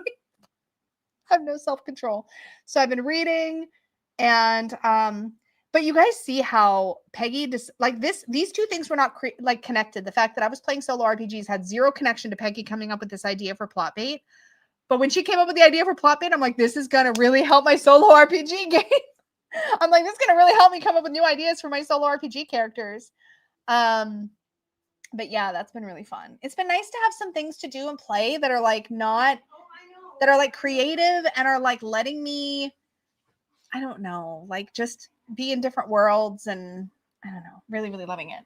And yeah, really liking so far 1,000-Year-Old Vampire. I would say I'm enjoying it a lot more already than Coraco. I feel like it's less demanding from writing, but just to give you guys a little teaser, this is my notebook that began with, this is my Coraco, my solo RPG notebook. It is like, how many pages did I write for Coraco? Coraco took me to, oh my gosh, this much, 75 pages in total for Coraco. Like, that's all Coraco. And I just started my 1,000-Year-Old Vampire here, and I've just got some pages started. Obviously in red ink because vampires. I used pink ink for Coraco. And stickers, I used tons and tons of stickers. I'll give you all a full flip through when I do my review of all of that. That was fun. I actually used the stickers as prompts for myself. Like when I was, like, I'll talk more about that when I do the video, but not going to do that with 1,000-Year-Old Vampire. But isn't this book just beautiful? Like, it's just like you're in like a, I don't know what you want to call it. What do you call it? Like a junk journal? Like the way that it's like laid out. Anyway. Some writing and reading would be good for you. Yeah. What is a witch's home? Faye of the Forest says you're reading A Witch's Home. Is that like, is it nonfiction, fiction? Kaz says, loving this game in chat. Have to be AFK for the rest of the stream soon. Side question, is GameCrafter any good with tarot production? I've gotten some GameCrafter decks, and I think they can be okay. They have a distinctive smell, I was going to say. I feel like their ink smells different, or their varnish or whatever coating they use on their card smells. Like, for me, it's identifiable. Yeah, varnishes are actually really common. NPC has a varnish too, but it's just got a very specific like scent. I don't know how else to describe it. But I've never had any problem with like card quality. If you ever get like a deck that has like packaging where it's like tuck box quality cardboard, but like opens up in this like this funky way, that's Game Crafter usually. I have a couple of decks, like specifically an Alice in Wonderland one that I'm pretty sure is Game Crafter. Divining Nature says, I just found out that Stasia Burrington has a new tarot she is kickstarting. I follow Stasia. I don't know how you say her name. I follow her on Instagram, so I definitely saw glimpses of it on Instagram, but I have not dug into it at all yet. So I don't know, but that's very exciting, and I feel like it came out of the blue. It was like, yeah, Kaz, unfortunately, I've never had anything printed there myself to speak to it much. I think, honestly, my understanding is that Game Crafter and NPC qualities are similar, but I know more about NPC because I ordered a bunch of NPC samples and literally tore them when I did my cardstock video. Hey, Dawn. Hello. How's your evening going? She's leaving me for like 2 weeks. How dare she? How dare she? Going on vacation. The worst. Oh, Shayla's just eating away. Good girl. She has not eaten hardly anything today. Yes, she's finally like, give me food. Well, they're both eating good. She's been fiending for HOTDOGS. Yeah, she wants the quick and easy stuff. No, she just really likes it. Oh, yeah, I think it's fine. I think it's standard. I don't think I've never gotten something and been like, ew, this is crap from like Game Crafter or anything. I think they're all pretty equivalent. The best way to know is to like, if you want to know what it's going to feel like, would just literally be what does it say the cardstock is? Like, what's the GSM? Does it mention it being premium or whatever? No, that's it. If you even care, like, it's probably going to be fine. Like, Game Crafter has a lot of, like, literal game-based decks. So think of it that way. But yeah, I'm excited. That's all I'm sitting down now. So yeah. She has been fiending for HOTDOGS for she's been going nuts. Like she has to spell it, so she doesn't want more right now. She's been refusing to eat so that she can try and bully me into giving her one. She has been eating exactly enough not to starve to death. Yep. She had about 4. I don't know how much of her food she ate. She didn't eat much, but now she's just laying there going, well, you're not doing the right things. Yeah, she ate enthusiastically for a few bites. Yeah. And she probably wants to go, like, I'm really hungry and I can't help myself. Okay, now I'm not dying anymore. Yeah. Yeah. Oh, she is totally Miss Priss. She is. Absolutely. I used to call her my eating disorder dog, and she used to tell me, don't do that. That's not respectful to people who, but she does. She has no problem starving herself. To get what she wants. And I mean, to the point where she'll start gacking. She'll get like acid reflux. She'll start having other problems where she just can't really like she has no problem doing it to the point where she just can't really eat at all. And then you have to like kind of get her. By the way, if your dog ever does that to themselves, the weird thing is that CHEESE, which I can't also say out loud. For some reason, no matter how badly she's feeling, we can always get it. She can't have it now because she's allergic, but yeah, it can get her a tiny bit will coat her tongue and get the taste out of her mouth, and then she'll be willing to eat. Because she will get to the point where she's getting the crappy taste and just doesn't. And she has no problem. Right, Jenny? She has no problem doing that to herself, which means that she gets to have her little hunger strikes and temper tantrums. And then in order to manage her health, we have to give in. So it's like, ugh. But we found chicken wieners. Oh, you guys can still hear me because I brought my microphone with me. Yeah. Yeah, well, like I said, if this was Bruno, it'd be like, yeah, fuck you, buddy, because we know that he'll give in. She won't. Like I said, I don't know what the deal was with her. We got her as a rescue, literally found her running down the highway, suffering some effect of long-term underfeeding. So we suspect that she just got so used to feeling like that the idea of doing it intentionally because she wanted something different was just not. She didn't feel it was a problem. And it's not like you can get her therapy. It's not like you can do the things that you can do to a human. So, but what we found is that chicken wieners, especially if you soak them to get the salts out, are not as bad as you think they are when it comes to what kind of quality it is. And so we do that, but yeah, every now and again she goes on a. Every now and again, she goes on a run where that's. Forgive my crunching. Every now and again, we go on a run where that's all she wants, Mm-hmm. and then she starts. But nowadays she doesn't. Nowadays, she doesn't like the empty feeling, so she'll take a few bites every 5 minutes all day long because she's kind of always been like that. We have to vary her food a lot, or she just won't eat it. She gets bored. Oh, if we all had a Peggy, I know. that'd be a fucking problem. Yeah. you would be living in chaos. It sounds good in theory. It does. It sounds great in theory. In practice, we need to keep the numbers down for sanity reasons. For sanity and safety, anyway. Mine, all mine. Yeah, lucky you. I feel pretty lucky most of the time. Most of the time, I'm not trying hard enough. Then you gotta work on it. I'm desensitized over the years too. Yeah, It used to horrify me a lot. Is it Sean Chai or how do we Sian say it? Chai? My first service dog was a rescue, so we think that's what triggered his. The second one was just a bit of a brat, but Bruno's a bit of a brat, but Bruno is very driven by his stomach. Yeah. So, oh my God. Okay, so basically, what we do get one of those out every night, no matter what, right? As a reward for not making us kill her during the day. Yeah. And yeah. So what we do is I take a bit off. Bruno's a diabetic, so he's very limited on what he can have, right? And he has no teeth. This is important context. Who's going to figure out I need chicken wings? Yeah. But no, I'll get another hot dog. So basically, Bruno being a diabetic can only have small amounts, right? So I'll take the top off, break that in half, and then give her the hot dog. Give him a little bit, just the tip. Just the tip. So anyway, every now and again, it's late, it's evening. I get distracted. Sleepy. I give him every now and again. I'm holding the long piece, the big. He's got no teeth. Okay. And he's never chewed to begin with, y'all. He just goes and swallows. So he is literally deep throating a fucking hot dog. And he's only this big. You gotta watch your so it's language. Yeah, he can't even. You have to extract.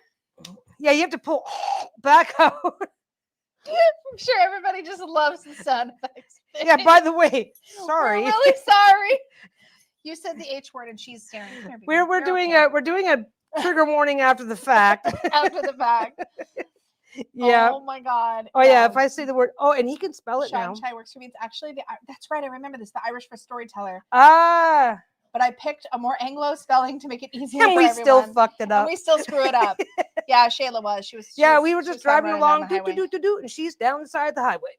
Yeah, and she had this situation where we knew that she was not. She was clean but emaciated. Yeah, it's bad. We think she was probably a puppy mill escapee, actually. We're not, potential, but we don't know. There wasn't anything really nearby, so we're not 100% sure where she came from. But when we first got her, she couldn't hold down more than a tablespoon without throwing it back up. Yeah. But the only food that she was willing to eat initially was treats. Yeah. So we're kind of wondering if that was the only kind of food she got fed. Yeah. And she is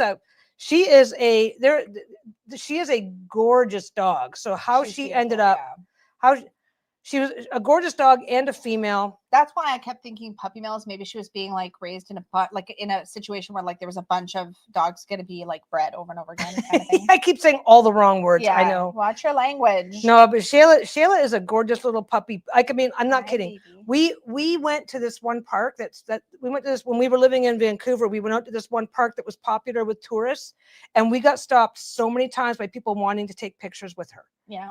It was hilarious. And we even now, every now and again, we'll walk by just in the spring around Easter. Got the best years. I'm walking. This is around Easter. It's 6 months ago now. I'm walking them out front in our own fucking neighborhood, and somebody is like, "Oh, cute dog." Took a picture. Kept on going. We get a lot of stealth photos, but yeah. She is. Yeah. She just doesn't like being in front of the camera. And she used to jump in the tub all the time, when she was really little. She kept jumping in the tub either to pee or to ask both. She would go to pee, but she also that's how she used to let us know if she wanted water. Remember that? Oh yeah, she would jump in the tub to get water. If the water was too low, she would jump in the tub. It's really strange. It was almost we're was she lost in a bathroom for a really long time? That's what we suspect. Why would she? That's what we suspect. Hop in the tub. But it's such a random thing. And she's got scar tissue on her armpits because they had her in this weird figure 8 harness that was way too small for her. She was obviously Probably something they put on when she was a puppy. We had to cut it off. It didn't fit. Yeah. Just definite neglect, possible abuse. What's my puppy We had doing? the vet check her over, and he kind of confirmed everything we suspected. He's like, yeah, this is not normal. Come here. Come here. We did not do the puppy DNA because we've heard people get those done and got really questionable results, so we weren't sure how accurate they really were. You said my mom adopted a stray and found out the pup was 100% Australian Shepherd. Oh, wild. There's our puppy doodle. Here she is. When she's in a good mood, her ears go all the way up. Hi, baby. She had little Batman ears. Hey. Here, we're trying to show you off. You're like, I don't want to show off. Oh, where's Sheila? She needs a haircut. Are you my girl? Too. Yeah, she's been a little scruffy right now. Yeah, I'm her. Well, here's the thing. Days, ever since she's pretty clearly jealous. She's got Papillon ears that are bigger than a Papillon. She's clearly a Papillon Shih Tzu cross of some kind. It's so funny, we don't need to know. We always say Papillon, and she looks like she's got the exact Papillon ear until you get her next to a Papillon, and you realize her ears are like 4 or 5 times the size of a Papillon's ears. They're like big bad ears. Oh, how's my puppy? Good girl. Have a kiss. Have a kiss. Like, no. She's like, no, thank you. You got to get right up to her and nose. She's such a cat. Like, she's very much a don't. Hi, baby. Don't. Have a kiss. Oh, there you go. She's such a cutie. She is a cutie. She is the princess. Oh, I've got a phone wallpaper that shows her. I don't know if it'll. Francesca illustrated this for us. But look at that's what her ears look like when she's. That's when you get him. I see you. You see Bruno? So jealous. He's like, I'm the jealous puppy. Him. We already know exactly what he is because he's a Papillon Rat Terrier cross. He's a Ratchie. That's what they call him. What's the name of the Labyrinth character that has those same ears? I don't know. I don't know Labyrinth. I don't know. Well. I've only seen it once. She looks a little bit like I guess Dobby's ears are kind of like that. Also, her Gremlin. Oh yeah, maybe Dobby. Gremlins. Pom ears, yeah. When she's we switched over and started grooming her ourselves when COVID happened, and then now she's just old enough. So when COVID first happened, we switched her over because I started doing it at home. Groomers just weren't taking dogs to begin with. Yeah. So we started doing her at home, which was fine.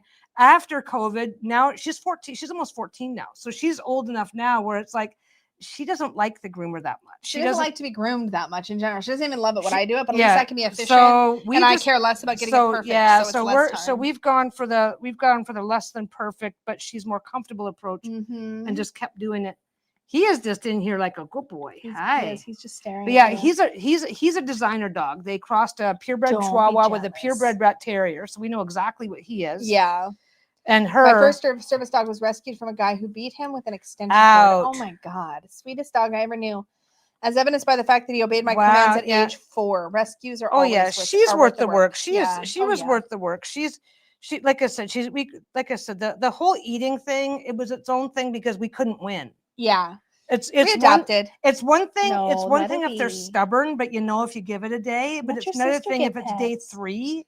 It's like, and she already got stomach issues because of previously. It's like, oh fuck. Yeah. So she gets way too many of the. She gets way too many HOTDOGS, but she's also 14. She's starting to show her age. Yeah. So we're going for quality over quantity. 100%. Like we're like, nope, keep her comfortable, keep her eating well, and beyond that. Oh, and it's been such a joy because when he became a diabetic, that made their eating habits completely incompatible. They don't eat at the same time. Well, they do now. They have incompatible eating habits. It took us years to finally get them into some sort of a routine. Are you in a routine now? But it's like it's like crazy. How you doing, baby? Are you just gonna sit there? Let's see. Can I get you up just a little bit higher? Are you my good girl? No. She's like, no, I want to be right here. She's always been a pet me on my terms, not yours. She's always been a pancake puppy too. Once she gets settled in, she's like, just leave me here. I'm fine. Hi. She'll take the nonstop pets though. Have a kiss. Oh, she's such a good girl. But yeah. So that's what we've been up to. That's what we've been up to, making what the heck? What were they into? I don't know. A bush or something. Oh, yeah, that's seeds. That's a seed. He had little stuff on his ear. Yeah, we used to call her, what we still do, we call her our puppy cat. Yeah. She literally acts exactly like a cat, for sure. She acts exactly like a cat. Yeah, she acts like a cat most of the time. She decides when you're going to pet her and not otherwise. She's super friendly. Yeah, she goes into dog mode once in a while, but yeah. But she's always had a more cat-like personality, I think. Yeah. Yeah, she is. She's cute. Neither one of these guys will fetch or do any of this. Oh my God. He's so upset that you're petting her and not him. Oh my God. You throw something and he's like, I don't understand. And she's like, what'd you do that for? Go get it. Yeah. And she's like, you can bring it back to me now. Look at us like we're nuts. But she will chase, and so will he. They'll, at least when they were younger, they would chase dogs that are chasing balls and stuff, but they would not chase themselves. Dogs running and they're like, I need to run too. But the rest of the time they're just like, I don't get it. Pacifier treats and chicken wieners. I know they're a little spoiled at this stage. She has. Let me see if I can. There it is. She had a little cyst up on her head that they took out. Oh, her little. It's not going to show up. She's got a little scar from where they took it out, right? And it looks like a lightning bolt. So now she's a Harry Potter dog. Yeah. Which is totally fine now. It's completely healed up. She's good. And when her fur is long, you don't even see it. Sir Didymus guards the bridge that crosses the bog of eternal. The bog of eternal stench sent me. I was like, oh my God, is this like a farting swamp right now? Such a great scene in the movie. I really struggled. I really struggled with that scene. Don't forget, I didn't really see it or remember it from as a kid, but my friends are into it. So I was like, okay, fine, I'll watch it. And listen, some of those movies are meant to be watched when you're children so you can truly appreciate them and then watch them as an adult. Or it's just not my style. I'm not sure which. Look at he's like, how dare you? No, he's wrestling. Bruno is the most gentle wrestler in the world, and you can only really tell if he's going. Yeah.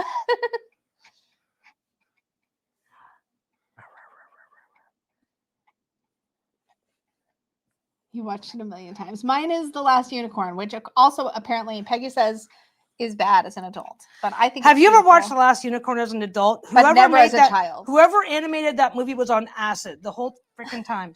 The whole time. It is like an acid dream. This is as rough as he ever gets when we're playing. Shayla, are you being neglected all of a sudden? I know. No, Bruno takes all the attention. No, she's getting extra pets because he's touching her. Yeah, he's like, pat, pat. How you doing, baby? Oh. Yeah, he doesn't understand kisses, though. She's the only one who kisses. It's true.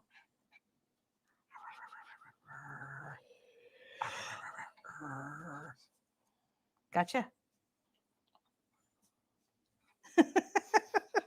My service dogs come from an org that lets cats have free reign of the training facility so they get used to cats. So that's good. Oh, yeah. Unintended consequence. The dogs all grow up thinking they're enormous cats. Yeah, see, Danica agrees that The Last Unicorn is odd to watch. Absolutely. That's my God. It's like, how come it's fair when somebody else says it? Because they're not my wife. Oh. And you said it when I dragged you to the theater for a screening that Peter S. Beagle was at. And it was your first time ever seeing the movie, and there was everybody cosplaying. It was the most magical experience ever. I was so freaking excited, and you humored me every second of the way, but you were like, I was so excited for you to see it for the first time in the theater like that. And when we came out of it, she's like, honey, I love you, but like that is like some wild shit in there. I'm like, really? It's like, oh yeah, that was an acid trip. It was crazy. I'm still really glad I got to see it like that though in the theater. That was really cool. There we go. When was that? 2000 and something. Oh my God. It was short. It was like early. Like we hadn't been married long. 2007, 2008. Somewhere like that. Yeah. You could always go look. I could. Yeah, you got something else to. They must have got their face in. That was a seed that I pulled off of her ear, and he had the same things on his ear. Oh, those little burrs. Betcha. It's such a classic. I know. It's so good. A classic acid trip. Yeah. It's so good. Did you know Peter S. Beagle has a new book out called You Have Dragons? Or what have you got stuck to your?